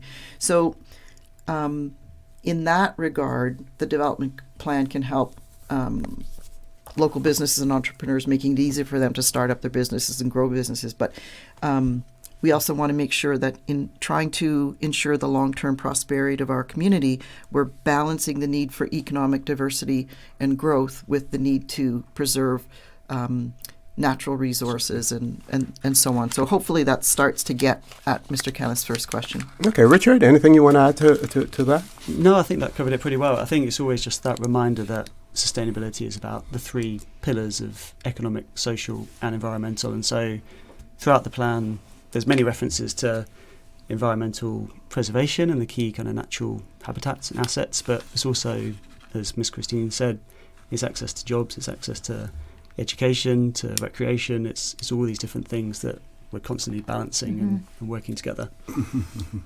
Okay, we're going to take a commercial break. Before I go to that, sorry. Before I go to the break, Ms. Christine, and you applauded Mr. Kenneth Ebanks for the work that they're doing. One of the suggestions that I made early in this process on the show was that there are communities who may not have the ability to collate their ideas and their concerns. And I put it out there, didn't contact any ministers, but I know sometimes some of the ministers listen to the show, to encourage the government to fund individuals like Mr. Kenneth Ebanks, like Mr. Carson Ebanks, two former directors of the planning department, to go to these communities, help them put together their responses rather than getting the individual ones. But it never took place, and we see how successful Mr. Kenneth is, in what they're doing. And it's really unfortunate that for the rest of the island, we're not getting that, even though he has invited persons from whatever district to attend his meetings. Agreed. Are we going to a commercial break? Yeah, we'll go to a commercial break, and when we return, you can respond to that as well, folks. Please stay tuned for the record. We'll be back shortly. There you go, sir. Thanks for choosing JN Money Transfer. Boy, thanks to JN Money Transfer, I can stay right here in Cayman and pay Mama bills back home in Jamaica. Her water, light, phone and other bills never late. Every month I pay everything in one place. Make payments to over 30 companies in Jamaica through JN Money Transfer. Fast, affordable, convenient. Call 1-800-744-1163 for details. West Bay Pharmacy in Centennial Towers, a compounding story. I don't think people realize how pain creeps into your life. It has a way of robbing your strength, I really don't like taking prescription medication orally. West Bay Pharmacy in Centennial Towers. They understand. When it comes to compounded medication, it's personal. So whenever there's a problem with some medication or treatments that's not working right, then a physician will call me and say, hey, they're having bad side effects from this medication. Compounding pain cream changed the game. Made special for me. Significant pain relief in the form of a cream. That is a new experience for me. It's changed his life. It worked. Ask your pharmacist or healthcare provider about compounding at West Bay Pharmacy in Centennial Towers. Call 914-6449. Hi everyone, I'm Roy McTaggart and I'm here with Joey Hugh to tell you about an exciting Progressives event coming up. That's right, Roy. We're inviting all members and friends of the Progressives to our National Council meeting. It's happening on Saturday, August 10th at 7 p.m. at the Seafarers Association Hall, 11 Victory Avenue in Prospect. Join us to hear about our plans and bold vision for the upcoming election and meet our dedicated Progressives members of Parliament in person. And yes, there will be delicious food and drinks. We can't wait to see all of our Progressive family and friends here. It's a great opportunity to get involved and stay informed. So join us at the Seafarers Hall on Saturday, August 10th at 7 p.m. See you there. Stronger, safer, future. Vote Progressive. Caring and Before, during, and after a storm, the Water Authority will use all available media channels, including social media, to advise the public of when the water supply is connected and safe to use. For more useful hurricane preparedness tips, visit the Water Authority's website at www.waterauthority.ky or follow us on social media. Cayman Islands, your opportunity to shape our future continues. All district public consultation meetings for the draft of the planning statement may be completed, yet we are still asking for your ideas. Go online, www.plancayman.ky. Complete the survey. Share your valuable thoughts before August 6th. Let's all continue to work together to move our country forward. We cannot do this without you. Join us in building a sustainable future. Let's get it right. Share your comments, thoughts, questions on the draft planning statement. This is our mission statement. First step towards Cayman's newest development plan. Visit www.plancayman.ky. Be part of the change.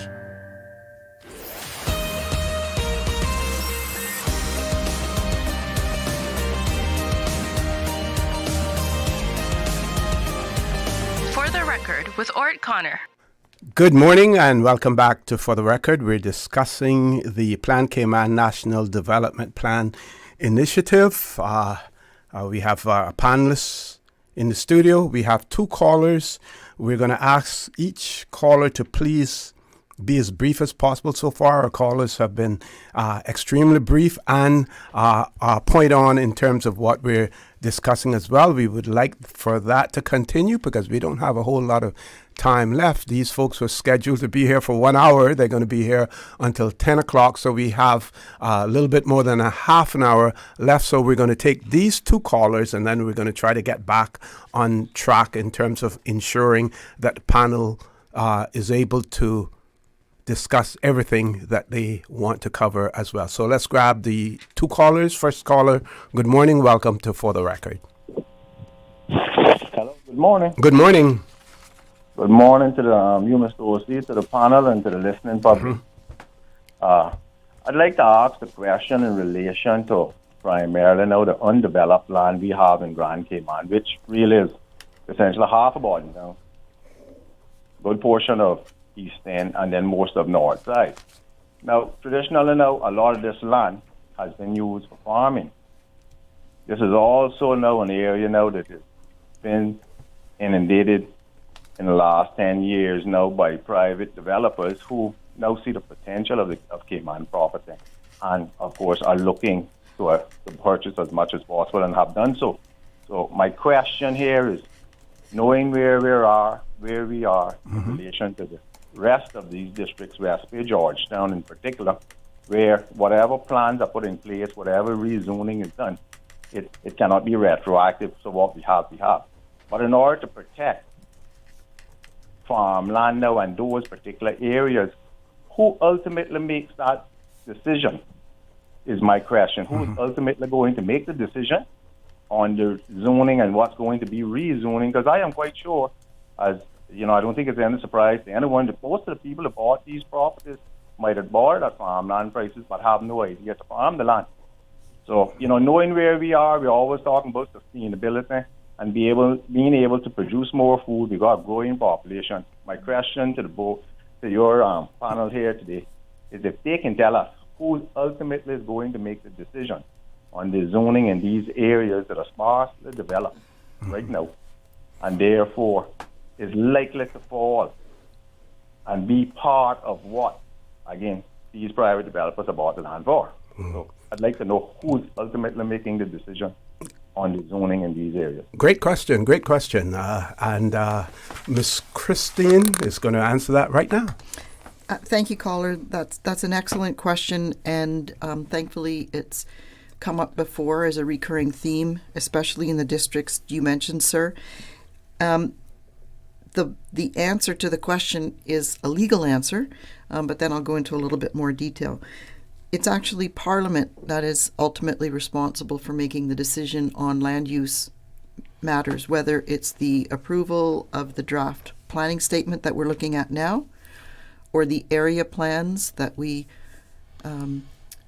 plan to work with all residents of each district on, but then ultimately the zoning map. All of those documents, sir, need to be approved by Parliament. The Central Planning Authority doesn't even approve them. The Central Planning Authority's responsibility is to gather all the information, make the proposals, summarize all the public consultation and feedback, and make a recommendation to Cabinet, who then takes the matter to Parliament. Now, the next question is, well, how is Parliament going to make that decision? Parliament is going to make that decision based on what the electors ask them to do. One point the caller raised was the importance of needing to consider the relatively undeveloped parts of Grand Cayman. I know his question was specific to Grand Cayman, but in addition to Boddentown, East End, and North Side, I would also add the sister islands, as I've had before raised.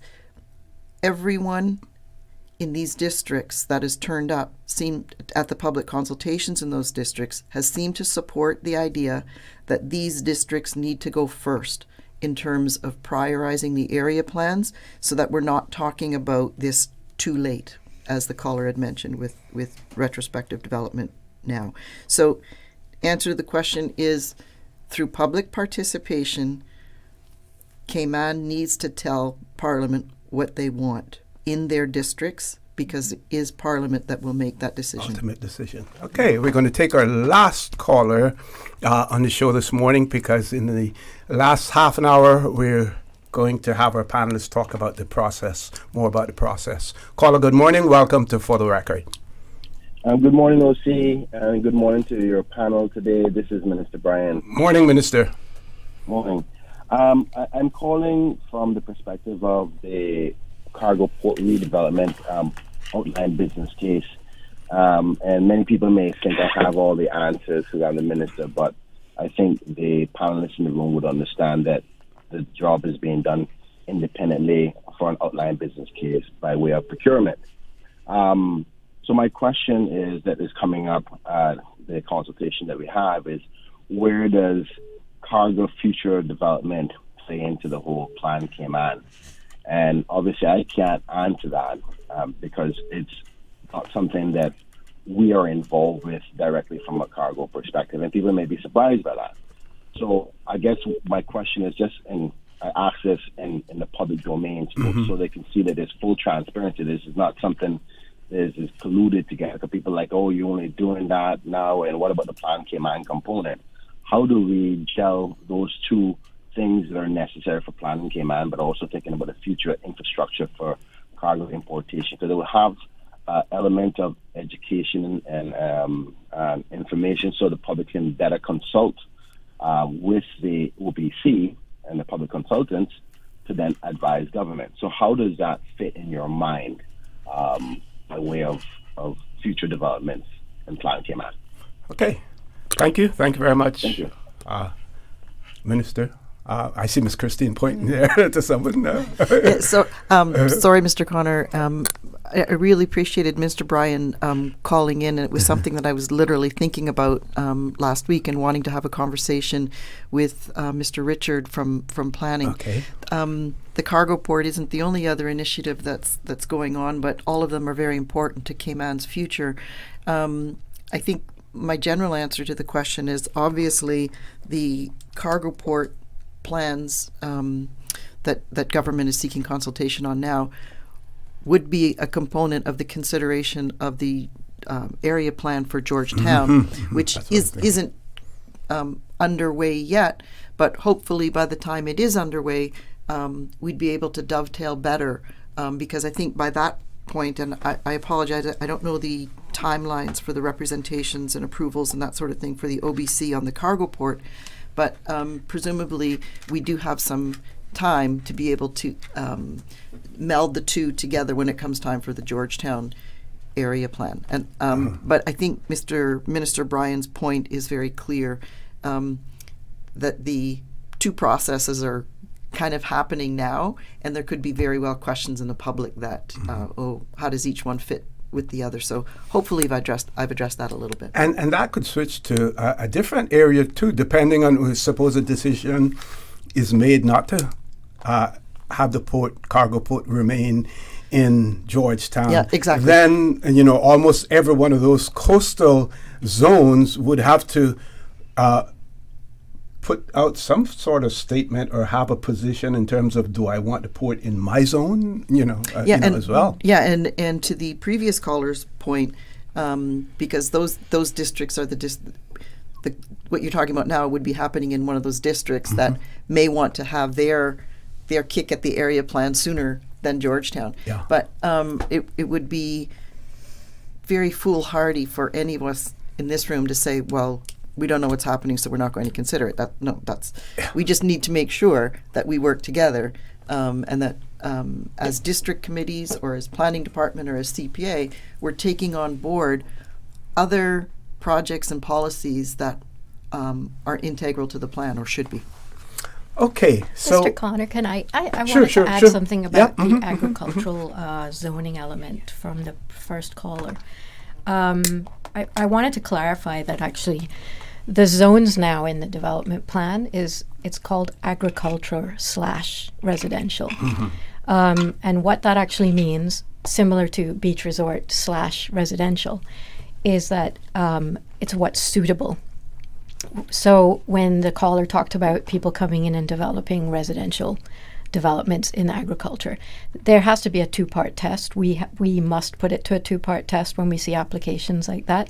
You can only do residential development in agricultural if it passes the test, and that two-part test is the water lens, if it's over a water lens, and if it's arable land, if the soil suitability.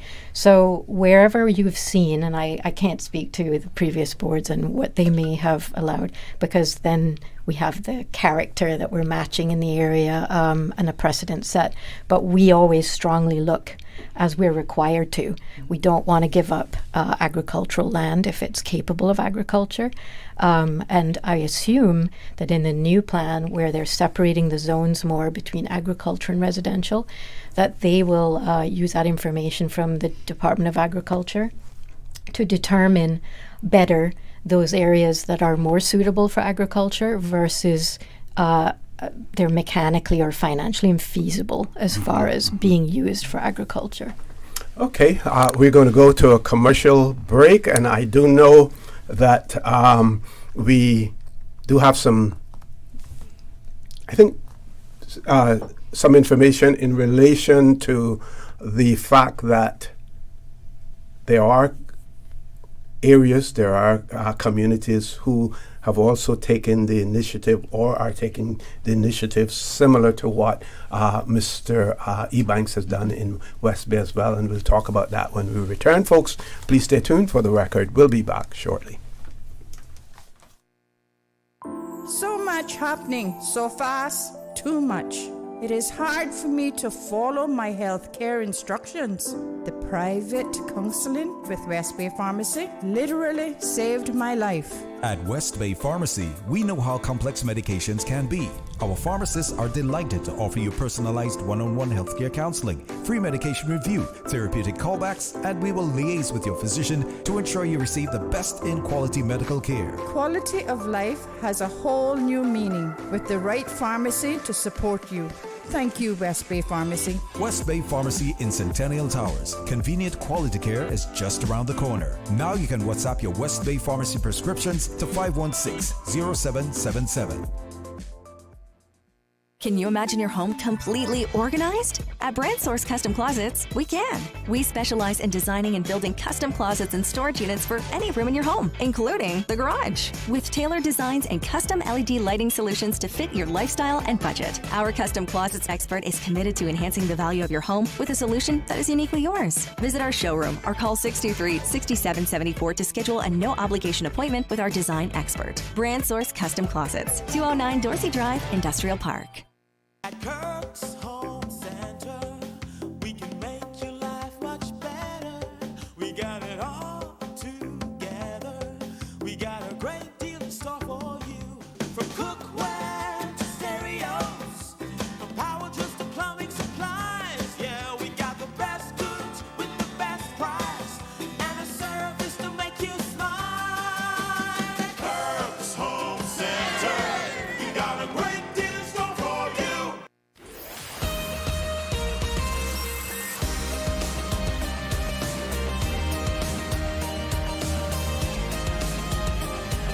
For the Record with Orrett Connor. Good morning. Welcome back to For the Record. Just to remind those of you who may just be joining us, so that we are discussing the Plan Cayman National Development Plan Initiative. That discussion is taking place with Miss Christine Maltman, from a member of the Central Planning Authority, Miss Celicia Bancroft. Did I get that right this time? Oh, wow. Also a member of the Central Planning Authority, Mr. Richard Milam. Remember, 1 mile is 2 mile. Richard Milam from the Department of Planning. And the lady that you all are seeing in the studio as well, but not hearing much from her, she is the Director of Communications in the Ministry, Miss Ann Kensington Lott, as well. Before I throw the mic back over to you, we have one more comment that I wanted to share with you, and this I think this encompasses part of what I may have spoken about earlier. This person writes and says, please ask the panel why the Central Planning Authority does not look to responses from residents when developers are seeking to make amendments to subdivisions or develop an area. Planning relies on developers to advise if they have responses from the area residents at times when the residents do not receive a notice. Is it possible for a system to be implemented where the developers are mandated to have responses either yea or nay from the residents? A recent situation highlighted where planning approval was obtained and no resident in the area received a notice. Anyone from planning want to take that on? Richard? Are you okay, Richard, with that one? Richard works in a different part of the planning department. Okay. We hear at many meetings, we hear people say that they haven't received a notice. And there's a couple factors in there. We've tried. We even had an amnesty period for people to update their land titles so that they had the correct information. Sometimes hiding out and not wanting to be found works against you. You have to have that updated post office address in order to receive your registered mail, and then obviously the mail has to work. But yeah, it's become a difficult one, and I believe this gets right back to why we need to update the development plan, because the development law, the planning law, I should say, it is what speaks to the whole notification process. And it's 27 years, as mentioned previously. We didn't have much technology back then. We didn't have email. We didn't have websites. We didn't have what we have now. And there are lots of other methods that could be used to keep people informed. Other countries sometimes even post a sign on a site so that general people can see what's proposed. There's so many ways it could be done, but again, under the current regulations and laws, we are restricted legally to the system that's currently in place. So we agree. Sometimes we see things and we are surprised that we haven't seen any input from people in the area. There's also an argument of whether the notification radiuses have been reduced too small as to what is regarded as who is affected by a proposed development. All of that needs to be re-reviewed, I believe, in the new planning law and planning regs. Ms. Christine, anything you want to add? Based on your experience? Yeah, Celicia summarized the mechanics very well. The one point that I wanted to add, though, is that just because we don't receive objections to an application doesn't mean that the CPA is absolved from considering what might happen. So we, in my opinion, and I speak personally, we need to make sure that even if there are no objections, we're making a decision that's not going to be harmful or detrimental based on what's before us to the adjoining neighbors. I do want to say, though, that just to reinforce what Ms. Alicia said, that we are bound by what the law requires in terms of notification. So when we're surprised if we don't see any objections to, for example, a really large development in an area that seems unusual to us, we routinely ask planning to check their files, and invariably they always have the registered mail receipts there showing that the notification was served. If there's a mail service issue or an issue of the land registry not being up to date in terms of addresses, as Ms. Alicia mentioned, we can't do anything about that. For legal purposes, the notice has been served, but for community purposes, the CPA still needs to look at the issues whether or not there are objections in writing. Excellent, excellent. Thank you very much for that. So back now to the other districts that have taken some initiative in terms of an organized response to the Plan Cayman and the update. Mr. Kenneth referred to the district group that's working in West Bay. I don't know if they've got a tagline name or not, but I'll just call them the West Bay Development Plan Group for now. After we went to break after that call, others in the room mentioned here that other districts are doing something similar. I believe the Sister Islands. I wasn't at those meetings, but I guess they're already working in a group like Kenneth has and his colleagues and friends have organized in West Bay. If there are others, kudos, but please make sure you get your representations, your submissions in by tomorrow midnight local time. And that Kenneth we're talking about is Mr. Kenneth Ebanks, as Flightus. opposed to Minister who called earlier. Yeah. Yes, sir. Okay. Can we talk a little bit about the timeline for the Plan Cayman initiative and the milestones that we can expect moving forward? Sure, yeah, I can speak to that. Sure. So the current stage that we're working on is the planning statement document, and that's the document that we've been out for public consultation for the last 2 months. The deadline, as Ms. Christine just mentioned, is tomorrow midnight. So again, please submit your comments on that document. And the process then is that we, obviously within our team in the department, have a big job to go through all those comments and respond to those, present those responses and the full list of comments to Central Planning Authority for consideration. They'll then be taken to a tribunal for the ones that, because there's not always going to be agreement on every single issue. Obviously, we're covering such a breadth of issues that we invite such a range of input and feedback. But ultimately, we're aiming to have that document approved in Parliament this calendar year. So it's possibly quite an aggressive timetable, but everyone has kind of reinforced the fact that we need to have this document done sooner rather than later. Once we do have that document approved, we're then moving into the area plan stage, and this is the 11 area-based planning documents and zoning map. And the intention is that we'll be able to prepare 2 of those per year. So the 11 documents, hopefully we can have those done over a 5-year period. So we have a fair bit of work to do, but we certainly want the community to support us in that, and hopefully we can achieve that. Excellent. We've spoken, well, not much about economic diversification. We know that in the past, the UK government has always said to us that we need to diversify our economy. Being reliant on financial services or on tourism, could be extremely dangerous, because both of those areas are subject to, what should I say? Impacts. Impacts, either political or otherwise, world impacts. Yeah.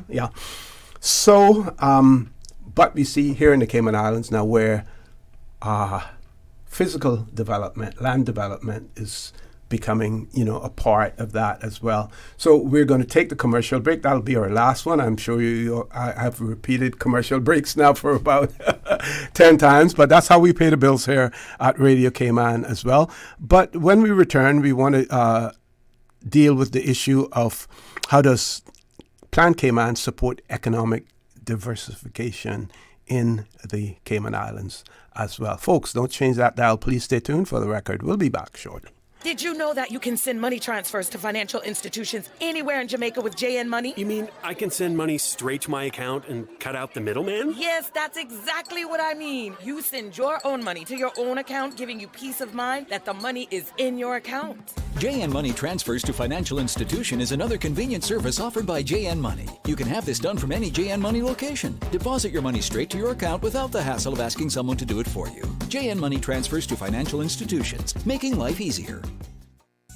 At Doctors Hospital, we know life happens, and usually when you least expect it. So when unexpected medical issues arise, you need quality care close to home. Located in the heart of Georgetown, our accomplished team of physicians and medical staff treat minor urgent conditions such as migraines, chest and abdominal pain, shortness of breath, burns, broken bones, open wounds, and more. 24 hours, 7 days a week with no appointment necessary. Peace of mind is important when life happens. At Doctors Hospital, we're always here just for you. Need to speak to someone? Call 949-6066. When it comes to weekly meal prep, I trust Kirk Market to provide the best value for quality proteins. The butchers at Kirk Market are super helpful. They always slice my steaks perfectly. Kirk Market has everything I need for healthy and flavorful protein-packed meals. From lean cuts of CAB choice beef, tender CAB prime beef, the juiciest pork, and all-natural hormone-free poultry, to their seafood section with everything from fresh local snapper to omega-3 rich salmon. I choose Kirk Market for the highest quality proteins to support my healthy lifestyle. Kirk Market. Eat well, live well, and discover a world of choice. Cayman Islands, your opportunity to shape our future continues. All district public consultation meetings for the draft of the planning statement may be completed, yet we are still asking for your ideas. Go online, www.plancayman.ky. Complete the survey. Share your valuable thoughts before August 6th. Let's all continue to work together to move our country forward. We cannot do this without you. Join us in building a sustainable future. Let's get it right. Share your comments, thoughts, questions on the draft planning statement. This is our mission statement. First step towards Cayman's newest development plan. Visit www.plancayman.ky. Be part of the change.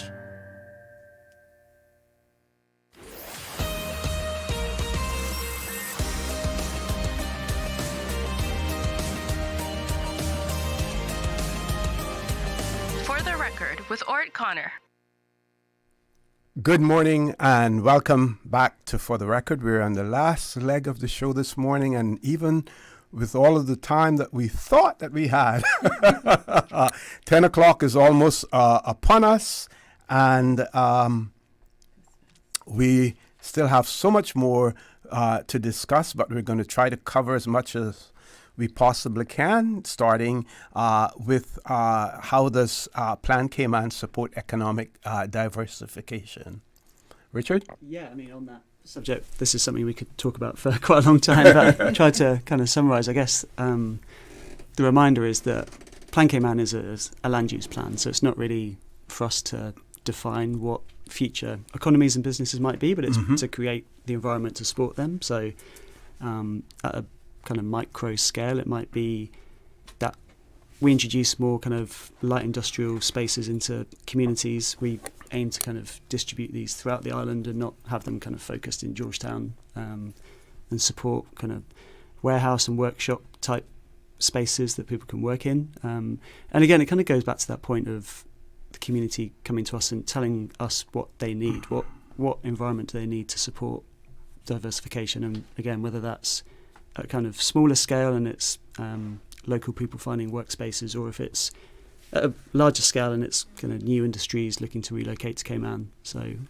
it's for us about creating the land use patterns and putting them in the places that make the most sense for where people live and where they want to work. And have we spoken about the environmental protections that are including in the plan, as well as how the plan will aim to preserve Caymanian culture and heritage as well? Yeah, we absolutely. I mean, there's so many priorities in the planning statement, but trying to retain some of the treasures we have is definitely a priority that has been carried over from the previous development plan. We rely a lot and treasure our communication with the Public Lands Commission to make sure that we maintain, for instance, public beach accesses. Hopefully at some point we'll figure out how to access the beach public accesses. And I say that because growing up here, it was a tradition, for instance, to go to the beach all day with our family and other families who were like our family, with food for the day and games and chairs and tables and a barbecue grill and everything. And it is difficult now, unless you go to a public beach, unless you can get there by a drone, I suppose, to actually use the beach access. Like, we can drive by and see the signs, but we're like, how do we actually get to them? But most importantly, it's when we talk about heritage and culture, Caymanians historically, they love the sea. They do everything in the sea. They bathe in it, they cook in it, they wash in it, they hang out, they talk, they get better in it. It's physically and mentally something that we need. And I'm sure that obviously people around the world know the treasure, the value of the ocean, which is why they come here to have property on the ocean. But we have to share it. And by that I mean we have to share it, but they have to share it too. And hence why those are public beach accesses, because everyone has to be able to get to those areas. So it's important to keep the beach accesses everywhere and to get to them. But also, we also work with, we have a list from the National Trust, which Richard Milam here used to work with. We've lost a lot of treasures, a lot of buildings already, or structures, but we have that list, and we rely on it heavily to know whether there is some architectural significant structure on a property. It gets a bit hairy just because, there may be something on a site that we want to maintain. It might be financially infeasible for it to be maintained by the person who owns it. It may not be able to be brought up to building code to be used. So essentially it's there, and we have to tackle whether that, the landowner has that right to develop their property, but we also have this historic structure that we're trying to maintain. So sometimes we have to mediate as the board with people on how to retain these structures that have historical significance, and in some cases it means relocating them. As we've seen, we have a historic overlay. I think, quite frankly, to have an overlay as we do now, we don't really have areas per se that are limited to having historic sites or structures. They're sort of dotted all over the island when you think about it. So that's why we rely on the National Trust list. But it's going to be difficult to just put back in a historic overlay. I think Boggy Sands was one, and that's been developed a lot. I don't remember there's really only two of them. Yeah, the other one's Bodden Town. Bodden Town, being our first capital, of course. But we absolutely have to look out for not just the ones that are in the historic overlay, but the ones that are dispersed over the entire island. Sometimes they're being found out in the bushes. And protect them however we can. Okay. Richard, anything you want to add as far as environmental protections are concerned? Yeah, so we're introducing through the planning statement something called a natural resource preservation overlay, and the intention of that is that it would, in terms of mapping, it would sit on top of what the underlying zoning would be defined as, and that gives us an opportunity to define unique, important natural assets and introduce measures. It might be that it's protection of that natural asset, but it might be that it's more of a mitigation measure. It's some way to design a project that has a minimal impact on that natural resource, depending on what it is and the extent of it. Yeah. Okay.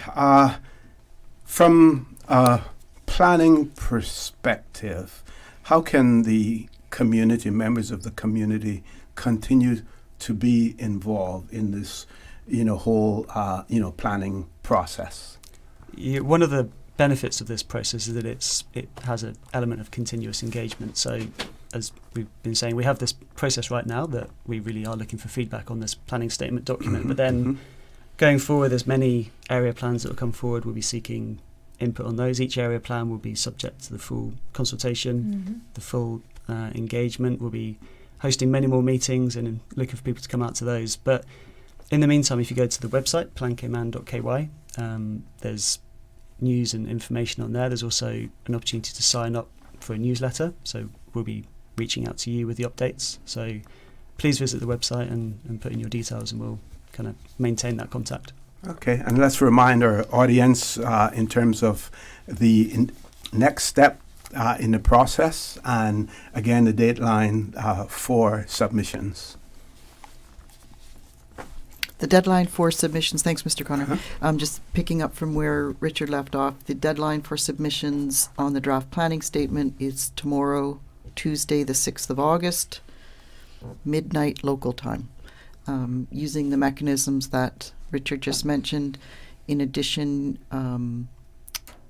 you could on the plancayman.ky website there is a form, a consultation form that you can complete. One thing I wanted to point out, if you are second guessing whether or not you want to make a submission anonymously or by putting your name on it, let me just tell you why it's important to put your name on it. If your representation is something that could be considered an objection to the planning statement or a part of the planning statement, the reason we need your contact details is because you are by right entitled under the law to make a presentation to the Development Plan Appeals Tribunal, which will happen in the months following the deadline tomorrow. So however you submit your representations, whether it's to an email at plancayman@gov.ky or completing the form online, plancayman.ky, or dropping a hard copy to the planning department before midnight tomorrow, it will be recorded as a representation, an objection no matter what. But if you want to make further representations to the tribunal, please ensure you provide us with your contact details. Got you. One of our listeners wanted to know, to be given an overview of the size and number of persons on the project team for Plan Cayman. Is there such a thing as a project team?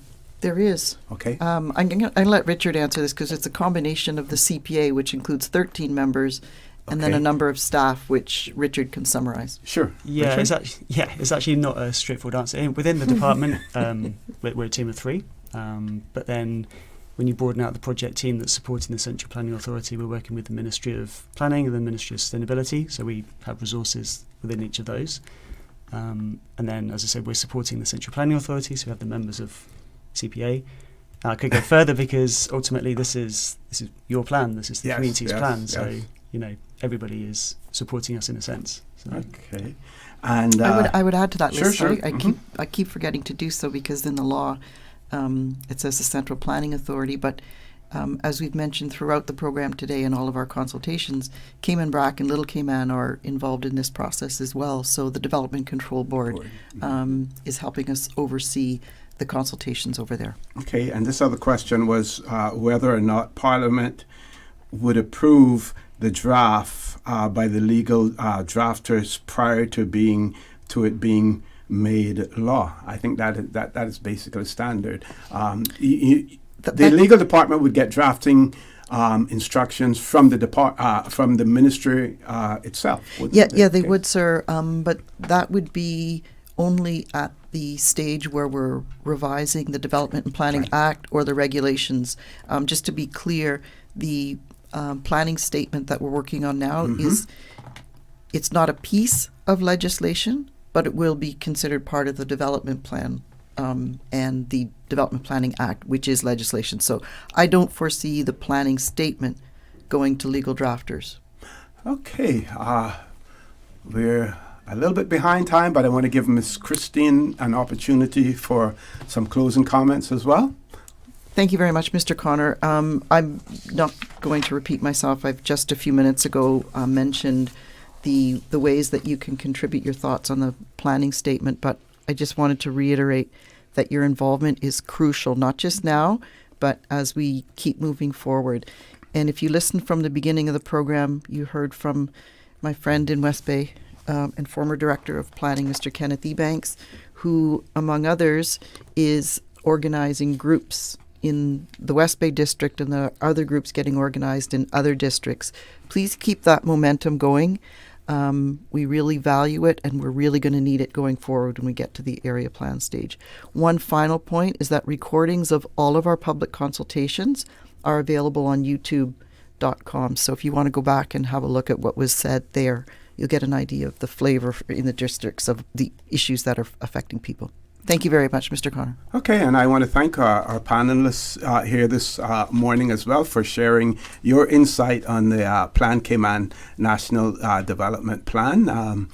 Of course, this is an important initiative that will certainly shape the future of the Cayman Islands. We want to continue to encourage everyone to participate by visiting www.plancayman.ky, also submitting your feedback before the dateline of August the 6th, because the 6th of August is a hard dateline.